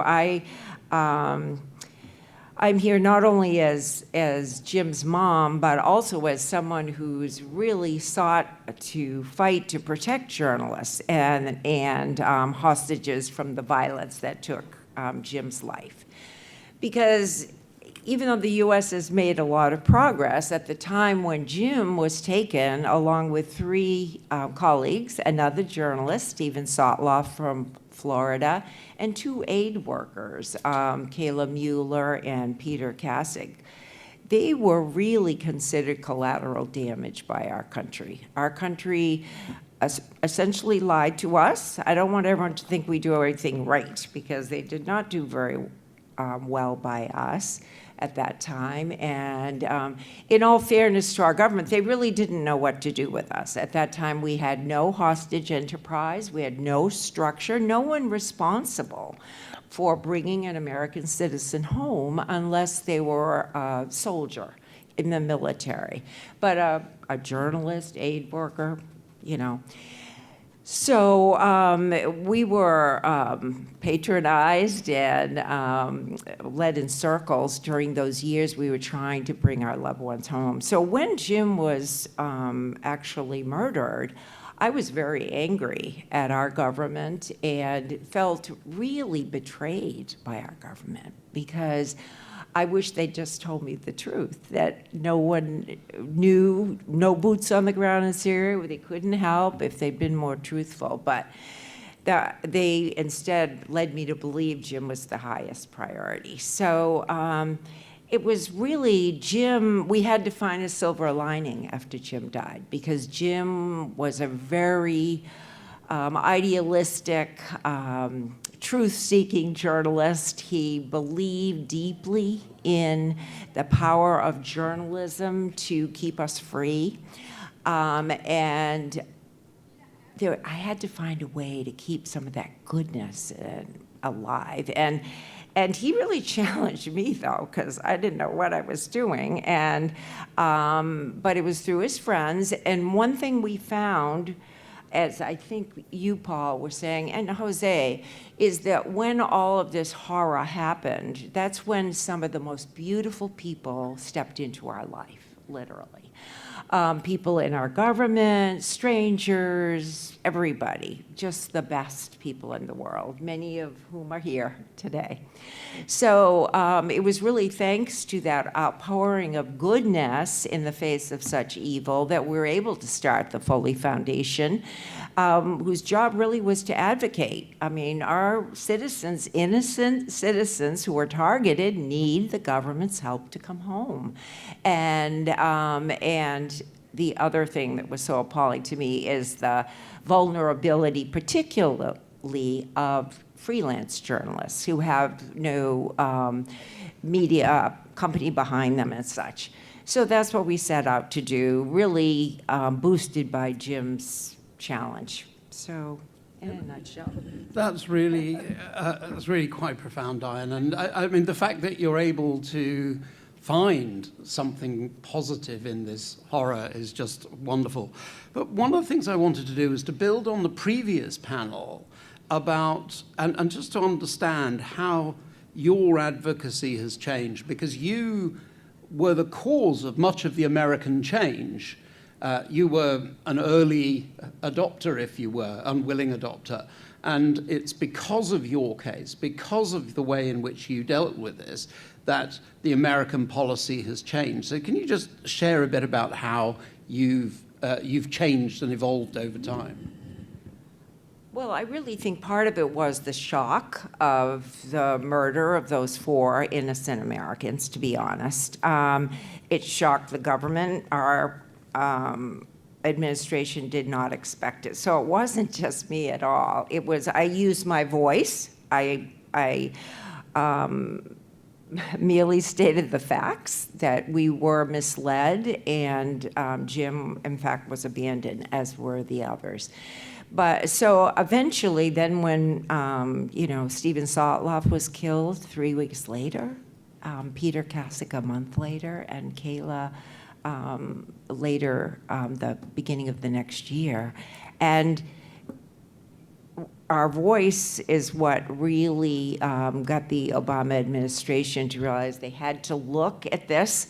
How are we as a government handling hostage cases? And what they found was rather appalling to the government themselves. So they asked the National Counterterrorism Center to conduct an in-government and out-of-government evaluation of how our country handled it. And it was in June of 2015 that the hostage enterprise in the U.S. was established. Thank you. And I wondered if, Keelan, you wanted to just give an appreciation of the way in which these things have changed. You started to talk about that on the previous panel. I just wanted to link back to that. Sure. So, thank you. So one of the real problems in many of these cases, I find, is that you don't have muscle memory necessarily with the officials. So you end up having a situation where, and of course the family's never been in this position before, so where you have someone who's taken hostage or who's arbitrarily detained, you should have officials who can guide you through the process, who know the leverage that works, who've got experience. And instead what we've been finding, regrettably, is that all too often you have officials who've only been in post for about 4 months or 5 months. They're country specific. So if they don't happen to have been in post when there was somebody taken hostage or someone arbitrarily detained in that particular country, say it's Iraq, they just have no knowledge, and there isn't a way of them engaging with people who've worked on similar cases in other countries. So one of the things the US has done, thanks to the work of Diane and so many others, I know it takes a village, but really at the core of what happened here is the work that Diane did, born out of this horrendous tragedy.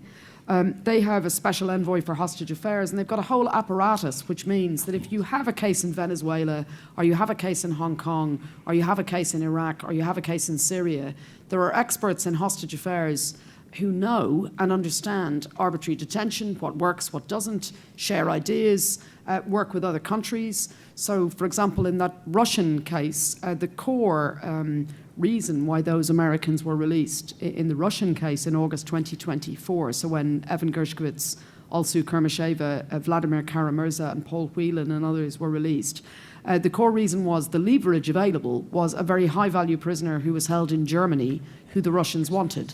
So actually the US, Canada and Germany worked together to construct a deal and showed real creativity. And people who work in this space know that Russia and Iran in particular are very transactional. They quite often want a particular thing, they want a particular amount of money paid, or they want a prisoner swap, something along those lines. And actually having officials with the expertise who know that and who can navigate the cases where you're dealing with countries who aren't quite as nakedly transactional, working out what they might want, what a deal could look like, is so critical. Just having that institutional fulcrum. And that is thanks to Diane's work. I think people in the room are starting to gather that you might be the muscle memory, full stop. But congratulations on that. Paul, Caruana Galizia, your mother Daphne was assassinated for her fearless reporting. Hang on, sorry. And there's your mum there. And could you tell us about the work and the circumstances leading up to her death and what was happening to her at that time? Because I think not everybody in the room knows. So my mother was a journalist, mainly a columnist in Malta. She wrote 2 columns a week for the Malta Independent. But alongside that, she ran her own blog. And on her blog, she did a lot of investigative reporting. Especially in the last 5 years of her life, the reporting was really focused on government corruption. So in 2013, we elected a government that was big on privatization, deregulation, and development. And so she did a series of pieces on her blog, really starting then. She had done corruption reporting even before that, but it really intensified 2013 onwards. And He looks so like the retaliation really picked up. The retaliation to her writing, I mean, really picked up then. So I mentioned in the previous talk, she was sued 48 times at the time of her death. So there was the kind of lawfare going on. It was, yeah, so 43 civil suits, 5 criminal, libel, all from 2013 onwards. She had been sued many other times before that, maybe another 30 or so times, but from the start of her career. Until finally in 2017, she was killed in a car bombing near our house. The story that did it in the end was related to her Panama Papers reporting. So in summary, she found in 2016 that 2 very senior government officials had acquired Panama companies on the same day using the same accountants. And she was trying to piece that story together. In 2017, she reported on the existence of another shell company and spent the last few months of her life trying to figure out who owned that company. To fast forward a bit, the owner of that third company is now awaiting trial for commissioning her murder, which would be the last remaining jury trial in her case. So we had 2 other trials. One of the hitmen, who've all been convicted now, and another of the bomb suppliers, who've both been convicted as well. I mean, one of the things that strikes me about this is, you know, when was it your mum died? October 2017. And we're now 2025, and the person who organised it is only just beginning to face justice for her assassination.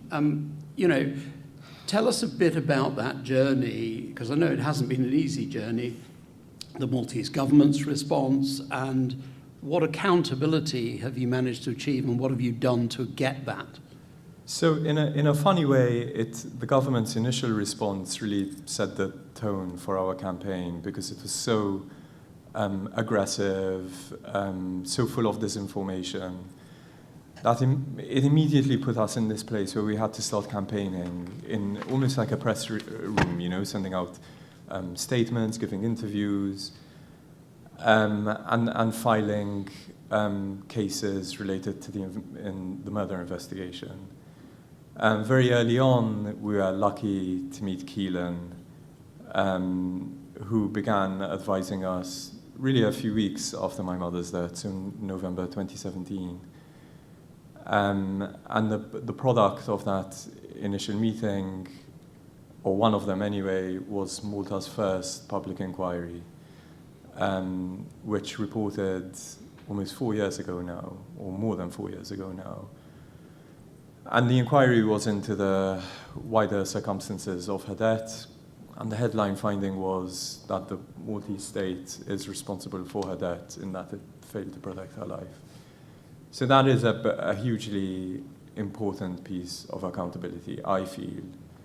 Also really important because it was a public inquiry, so people followed it, people came to court. And this was really the first time in Malta's post-independence history, certainly, where people could see politicians being held to account, really figures of power being held to account. And that was a real moment, I think, where civil society, through the courts, exerted itself on the political class rather than the other way around. And of course, we've had the criminal proceedings I mentioned. But everything's been really hard won. You know, the journey to a public inquiry took, 3 years, I think. 3 years, and we're almost about to sue the government.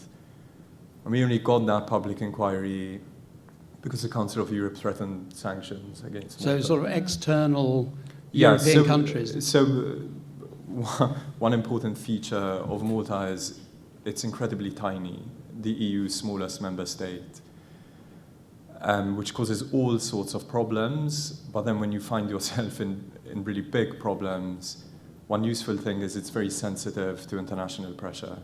and is part of these supranational bodies, the European Union and the Council of Europe. And very early on, we recognized that. We thought, when your home country is so totally corrupt, you have to look outside for justice, and you have to pull on all these levers. In the end, it was the Council of Europe that proved to be the most consequential, because we went to its parliamentary assembly, campaigned for a special rapporteur. The special rapporteur was assigned, and then issued a number of recommendations under threat of sanctions. And this long journey, and thank you both for sharing your stories, because I know they're painful and difficult, but I think it's important to understand them. You're now a journalist at the Financial Times, Paul.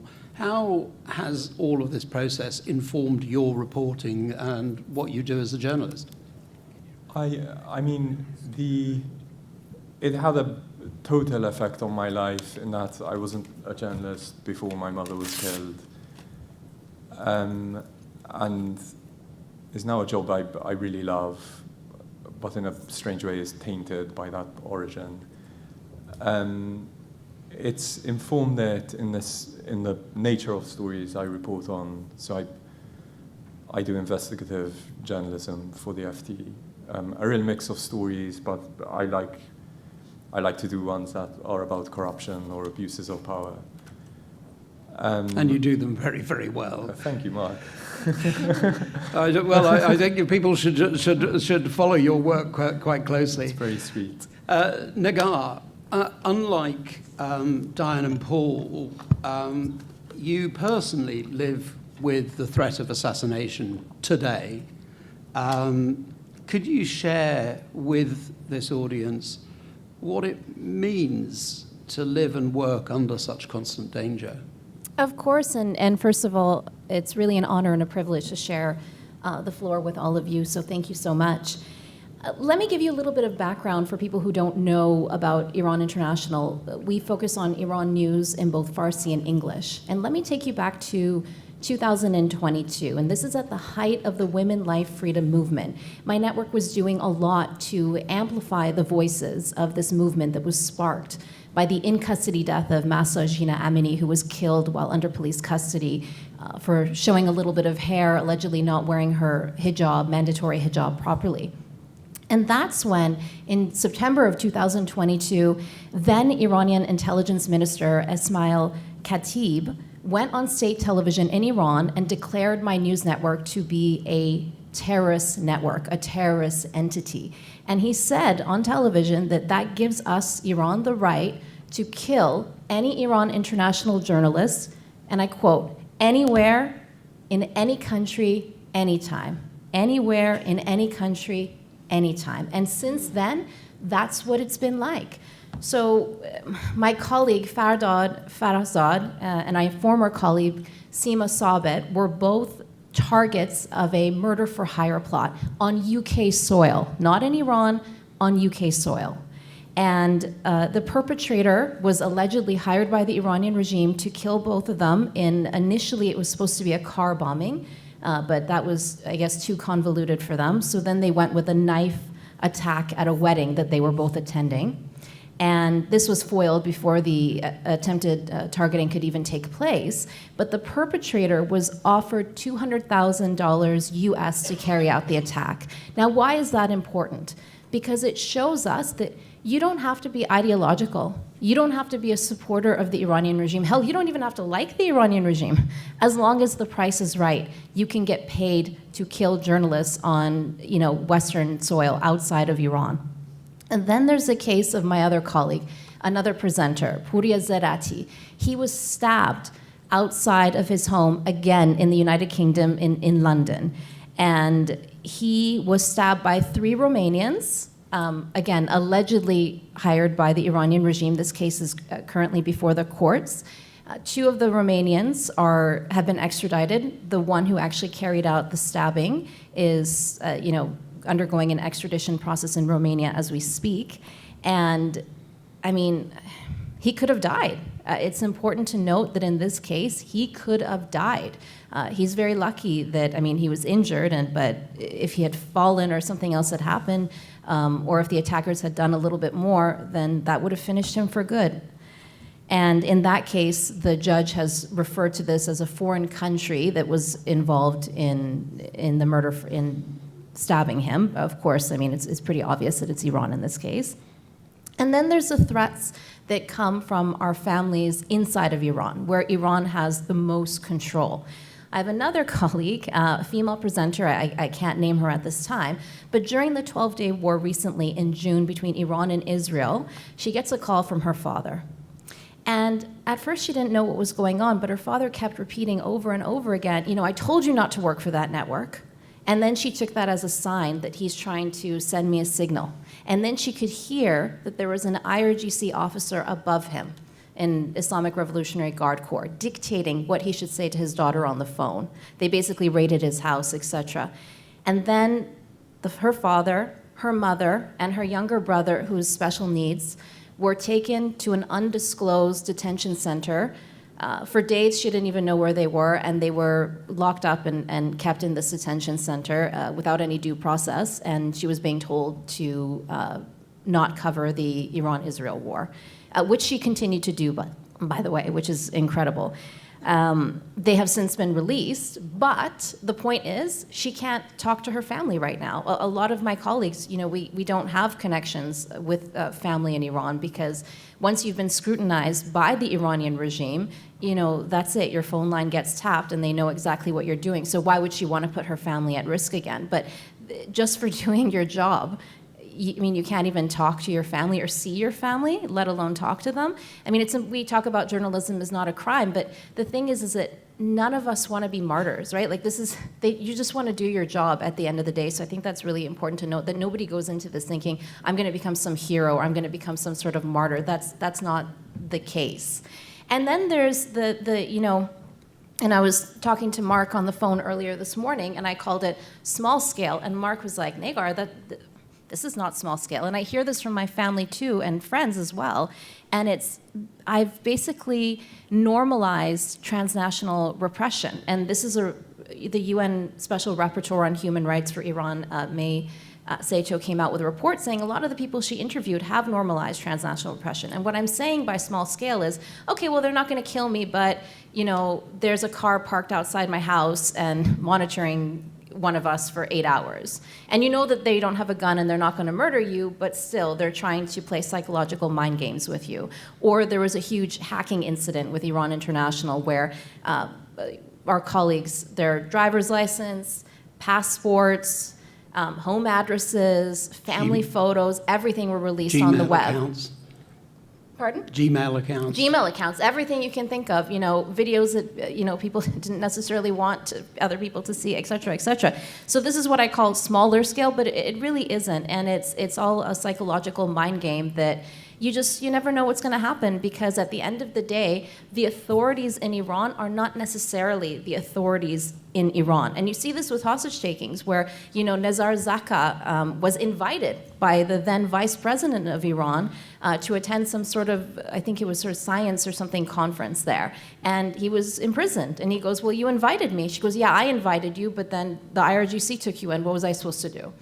I think that one of the things I just want to tease out, and I think this is incredibly helpful and sets the framework really importantly for what you're going through.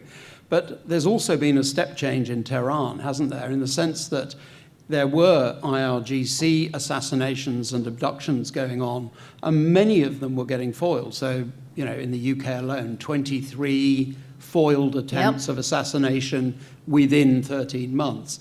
And now, because Tehran has become the wholesale drug center, distribution center for the world, they're using organized crime, which is also the point you were making, and indeed seems to have been Puria Zarati's case was one of the first where they were using organized crime. And you've also got the case of, according to the FBI, from where I come from in British Columbia, that there was a Hells Angels member and an affiliate of the Hells Angels that were hired by the Iranian regime to carry out an assassination attempt on a dissident in Maryland. Again, that attack was foiled. But now something that they're doing is that they're actually hiring young teenagers to carry out their attempts, because what they're trying to do is A, it's cost effective, B, they can use video games and Bitcoin and all that kind of stuff that teenagers with their online video games, they don't know what they're doing, and pay them that way. And then what they do, according to local intelligence and police officers that I've spoken with, is that they want to overwhelm the system with all these kind of mini tasks that they have to look after. You know, a threat here,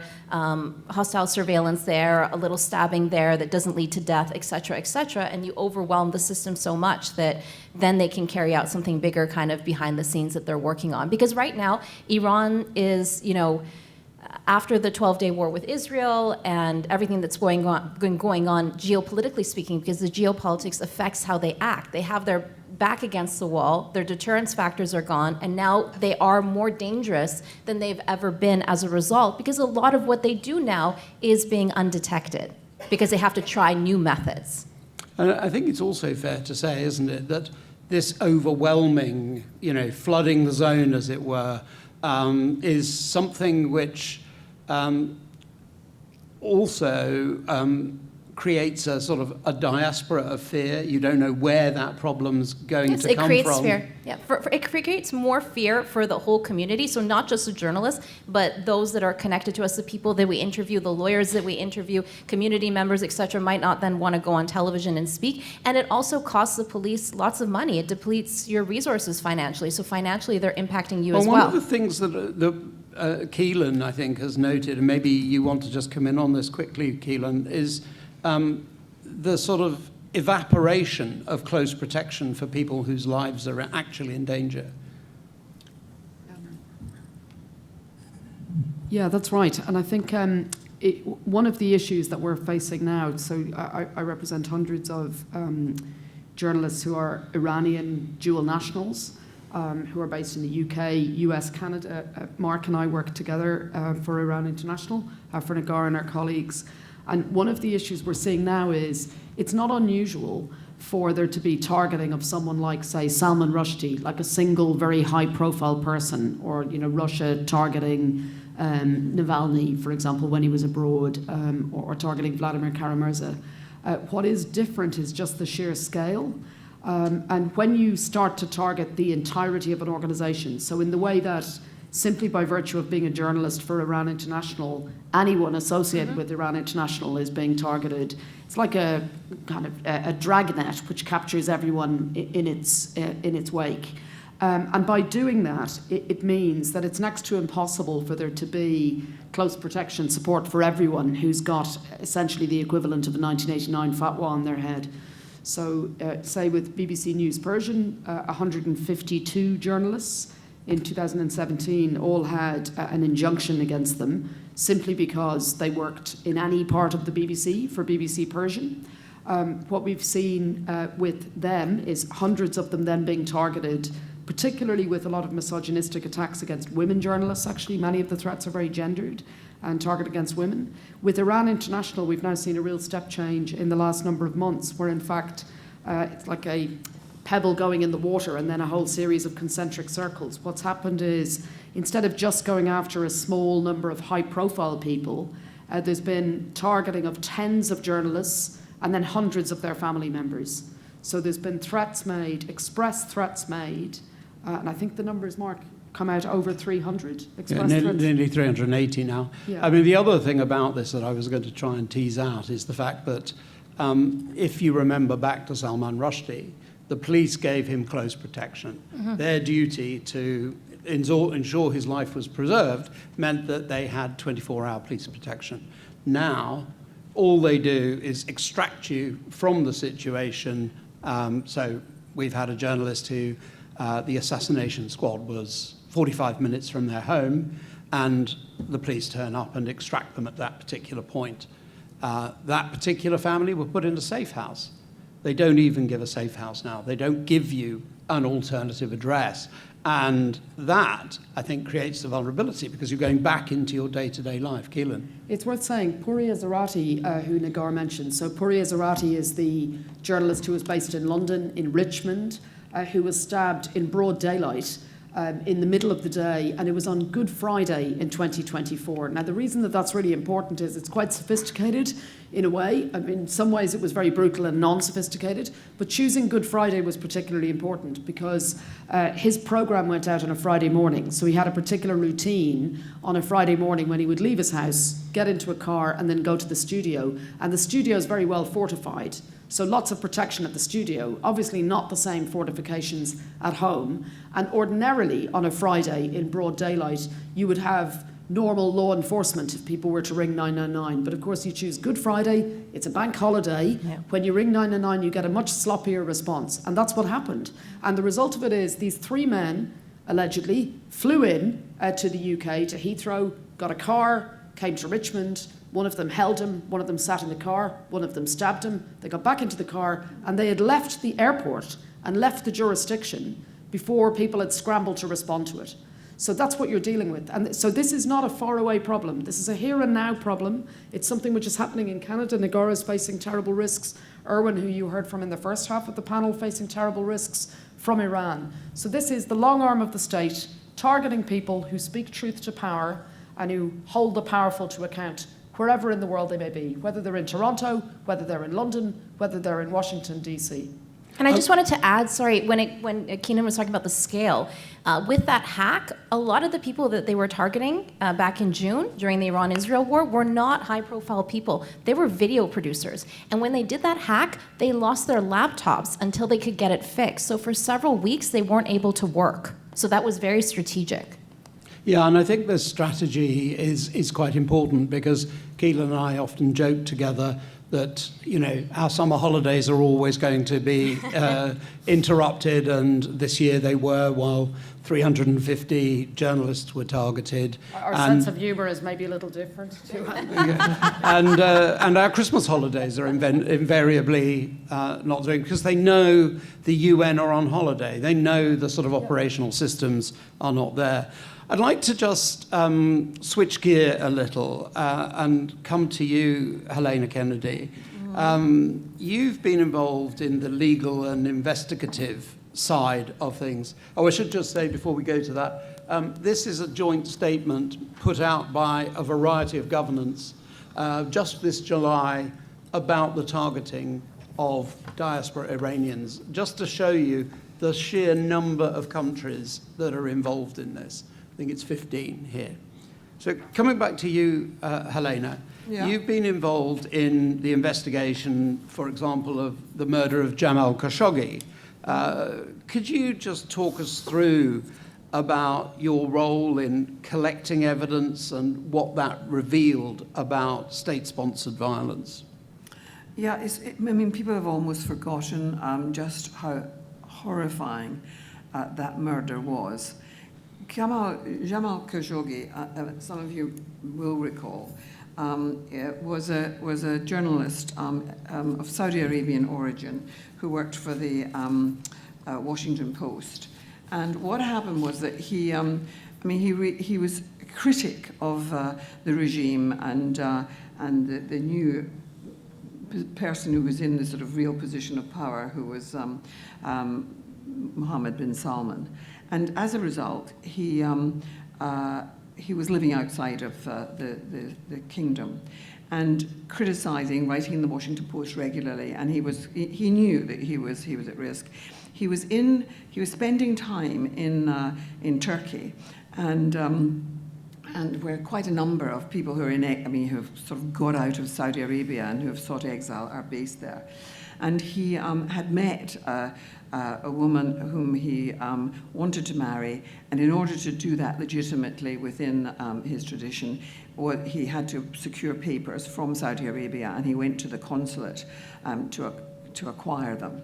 And the situation was that, I mean, it was so interesting because he was murdered in that consulate, but he wasn't murdered on his first visit to it. What happened was that he went in, and we know this because the Turks had bugged the embassy, the consulate, and they had also tapped the phones.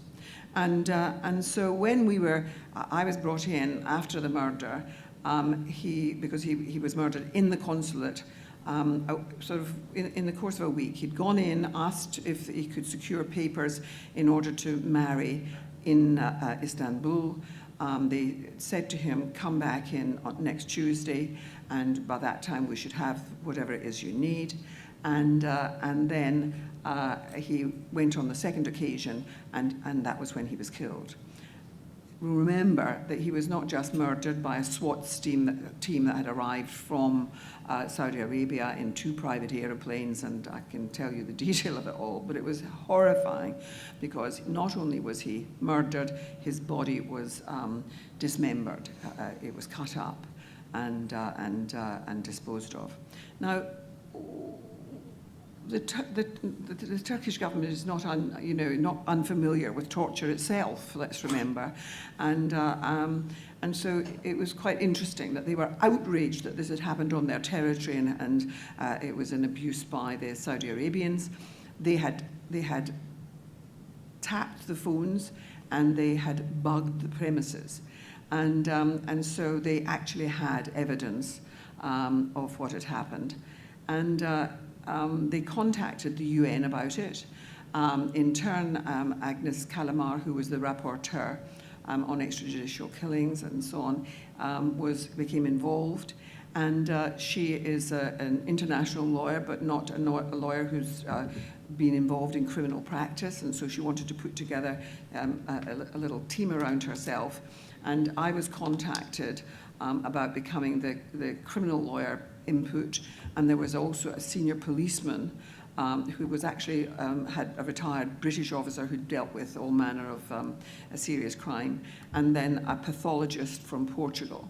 So there were the 4 of us went to Istanbul, and I have to tell you that the central evidence was basically taped evidence relating to Jamal Khashoggi and his presence in the consulate.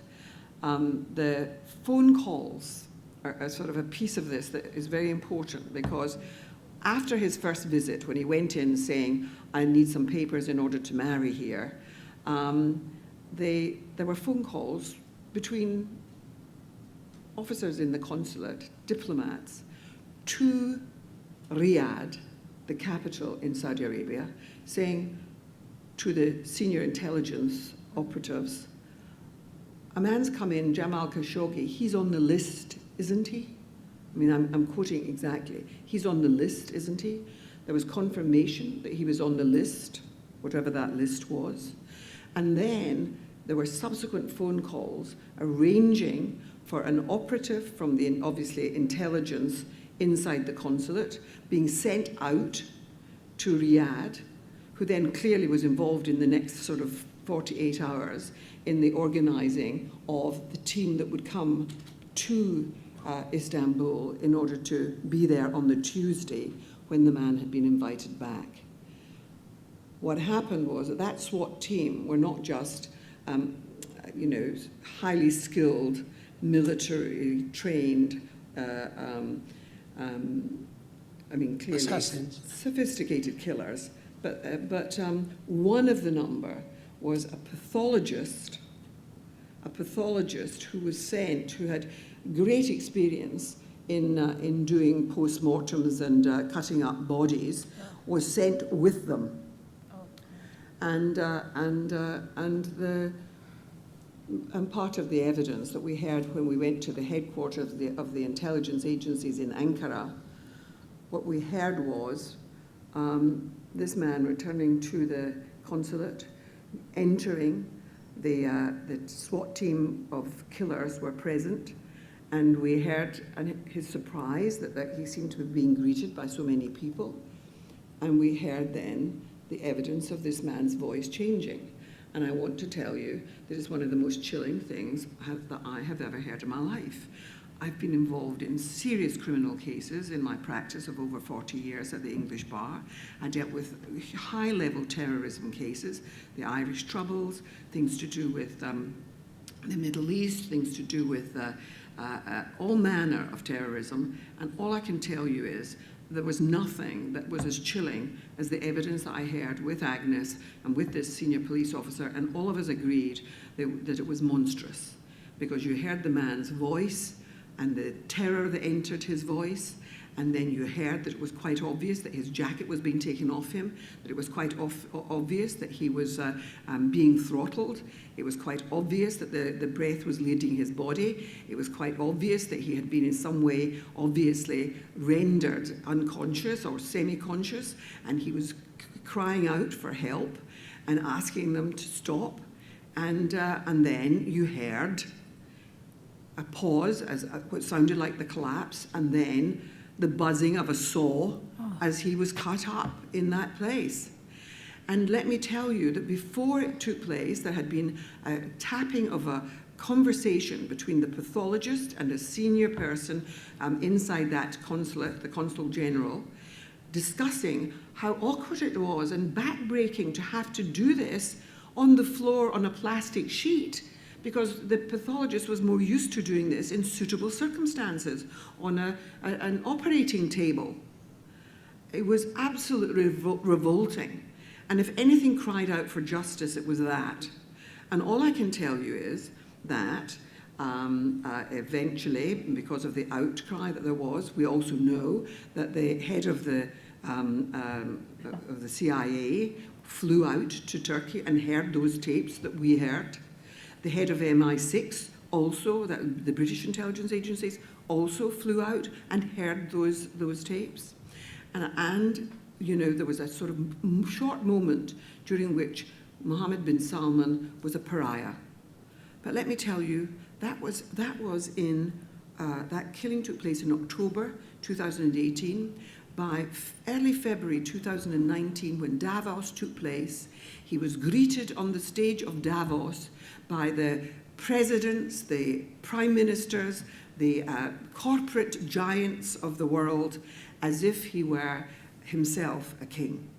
So Helena, what I mean, this is just chilling, and you can hear that in the room. But what are the legal mechanisms that exist or fail to exist to hold perpetrators accountable where states are involved? Is that sovereign immunity? Is that the end of it? Well, the incredible thing was that, Agnes Calamar's report, which she, with great expedition, put together in short order, comparatively speaking, made it very clear that she was calling out for justice to take place, and she was asking for sanctions, and it was directed very much towards the leadership inside the kingdom. Nothing happens in the Kingdom of Saudi Arabia without Mohammed bin Salman knowing about it.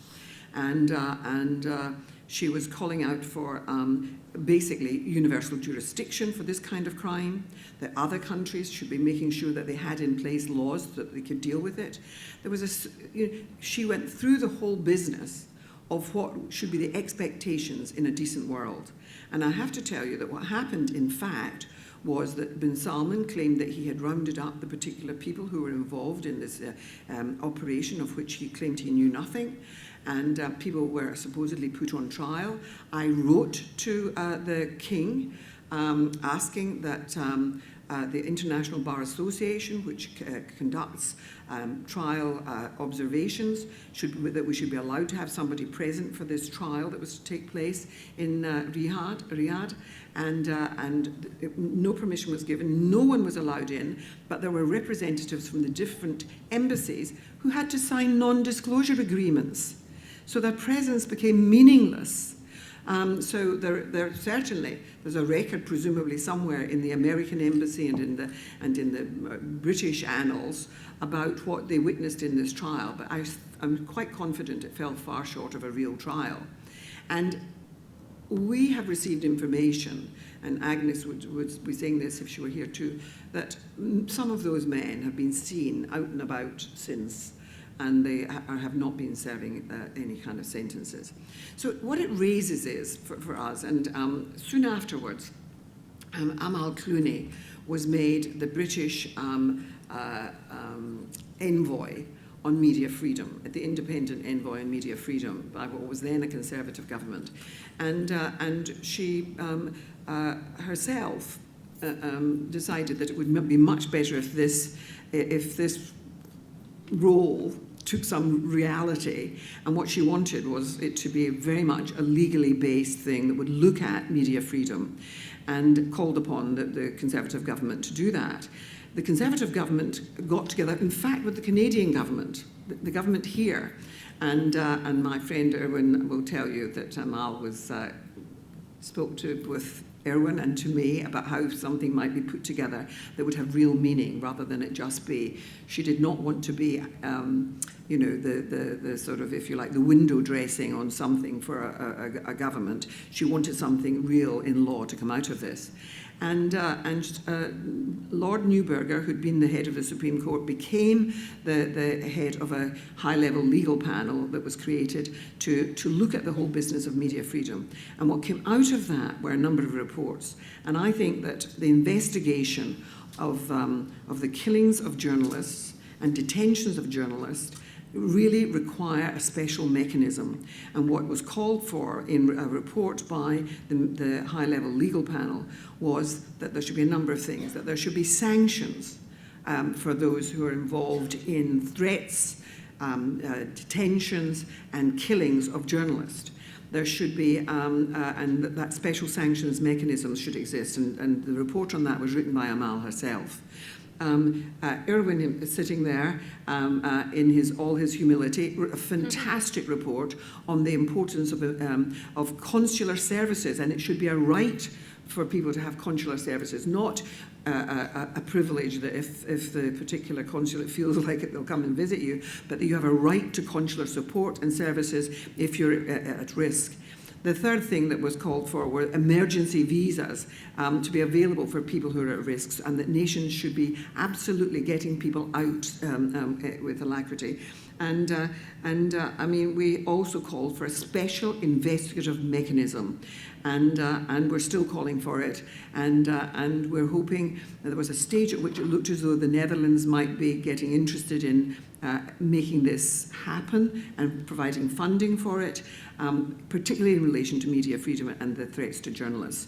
And I hope that now that there's a more progressive government back in the Netherlands, that might be something that will be picked up again. But it really is that what's available at the moment was totally inadequate, because Agnes and the group of us who were involved would say we were never given the kind of support. We would have liked to have had our own experts there. We would have liked to have had our own, opportunity of examining the tapes, for example, of these things. You can look at the metadata and so on, which would have been very confirmatory, and had copies of them, but they remained in the hands of the Turks. Now, let me just tell you what's happened. The Turkish government said that they would always have this properly investigated. They've now ended any question of any further investigation, and I think they reached a settlement with Saudi Arabia. I think that they had quite a lot of leverage, because I suspect that there were tapes that none of us ever heard, which were probably, because I asked the question, I said, in all the cases that I've ever done, when people do things and they communicate and they're doing them at the orders of somebody, there's usually a phone call afterwards to say, job done. I said, is there a phone call like that amongst your tapped telecommunications? And the answer to that was, you ask your intelligence agencies that question. So all I can say to you is that I think that we did not see justice done in the Jamal Khashoggi case. His fiancée is still grieving and still seeking justice, as are so many journalists on his behalf. And we did not see it because there were not proper investigative procedures and powers available to Agnes and the rest of us. Thank you for sharing that. I'd like to come to you, Keelan, and then I'm going to open it up to the wider panel and to you in the audience, because I'm sure there are comments and questions to come from all quarters. What do you see any progress in international law?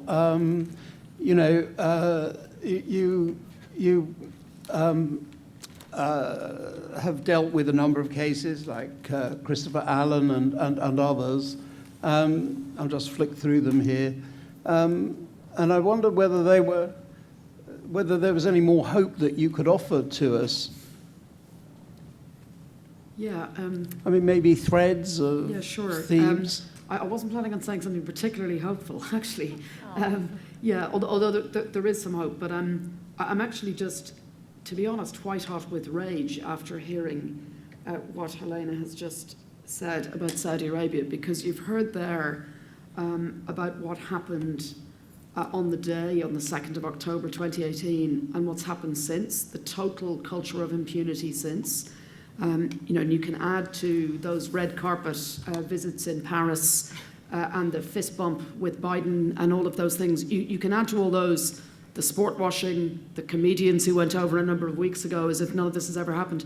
But it's also really important, as well as the postscript to Khashoggi's brutal assassination, we also need to remember what happened beforehand, because he was killed on 2nd of October 2018. Over a year previously, in August 2017, is when MBS started rounding up routinely writers, women's rights campaigners, human rights defenders.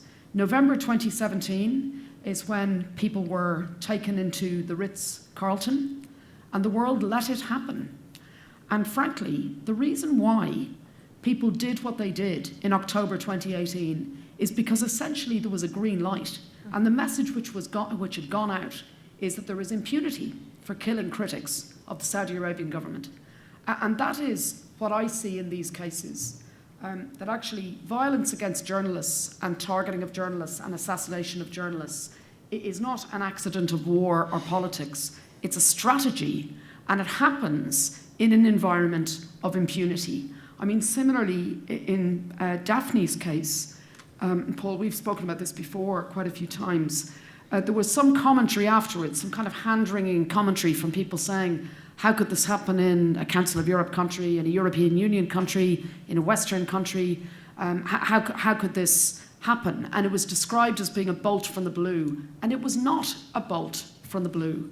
And if you have the time, the Guardian website has recordings of an interview that Daphne gave 10 days before her death, where she set out in terms the danger she was in. She described the many years, the lawfare that Paul has talked about family pets being targeted, about her being called a witch, vile threats to her online, how the political elite were targeted against her. There were Facebook groups dedicated to targeting her, how her everyday life had become so incredibly difficult, and indeed the life of her sons and her husband and her wider family.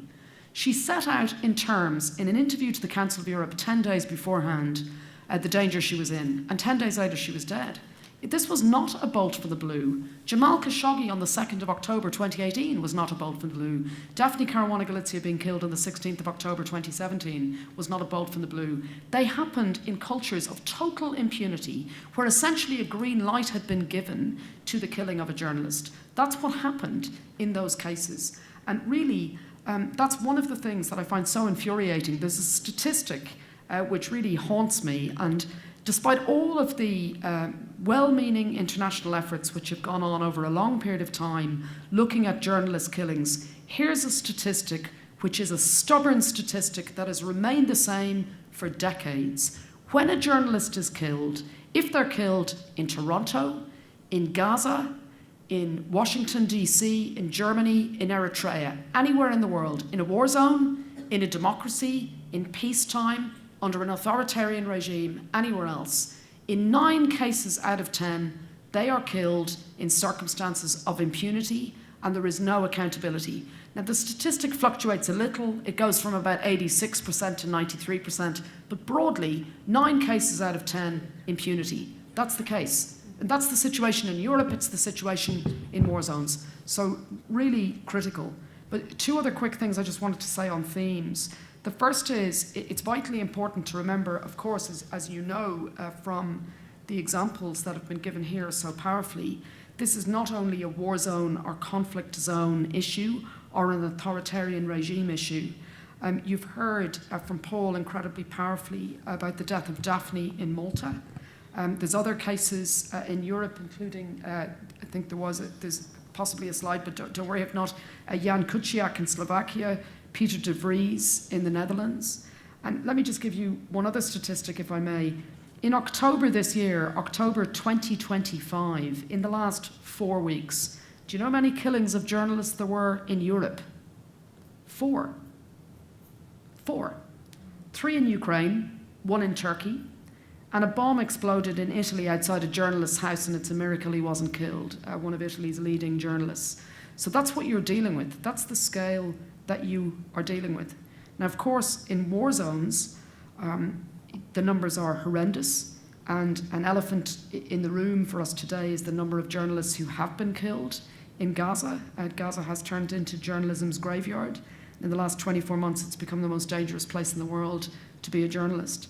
And accountability is exceptionally difficult in war zone type cases, but we're not seeing really an attempt to try to get accountability. And again, what's happened in Gaza did not come out of the blue. You look back at what's happened over a long period of time with targeted killings of journalists, and you get that 9 out of 10 statistic which applies in Israel, in Gaza, and everywhere else. And when you have that, it means when people are making a calculation about whether or not to place a bomb, or whether or not to get out the hacksaw and dismember someone, or whether or not to kidnap a journalist and seize them and take them into jurisdiction and kill them there. When you're making that calculation, as happened to an Iranian journalist in France, Ruhollah Zan, who was lured to a false meeting with a source, kidnapped, brought back to Iran and killed in Iran.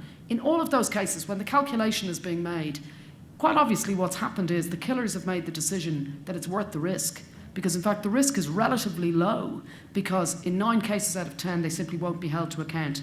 And people often say to me as an international lawyer, why do international systems have no bite? I'll tell you why international systems have no bite, because states don't want to get bitten. And that is the bottom line. And what you do not have is proper accountability. In Malta, neighbouring countries who have real leverage with Malta did not use it before Daphne was killed, and it took a huge fight to get them to use it after Daphne was killed. I mean, we heard, of course, Helena and Erwin have done incredible work, and Amal, and I take my hat off to them and to all the others on the high-level panel, including Dario Milo, who's here too, and others. Incredible work. But I can tell you, myself and Paul sat, and Jonathan Price, who's here in the room, who was also, along with me, called a neo-colonialist for criticising Malta. Quite an interesting thing for an Irish person to be called. It's fine for Jonathan, he's English. But myself and Paul and Jonathan sat in the Foreign Office in London at a time when the UK was trumpeting its commitment in 2019 to media freedom with the launch of this new scheme. And we said, why are you not focusing at all? Why in your big event that you have on are you talking about cases which are far away, as if this is a far away problem? Why aren't you using the leverage that you have with Malta, which is a close trading partner? Why are you not using that?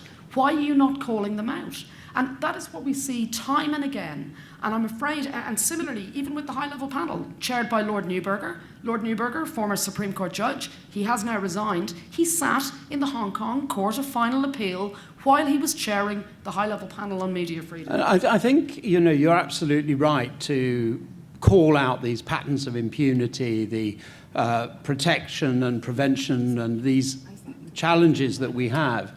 I'm going to open it up to questions, and if people could indicate, but I just wondered whether quickly there were some responses or thoughts from... Sure. To me, this is the biggest challenge for all of you ethical, talented attorneys around the world, because without accountability, none of this is going to change. It just isn't.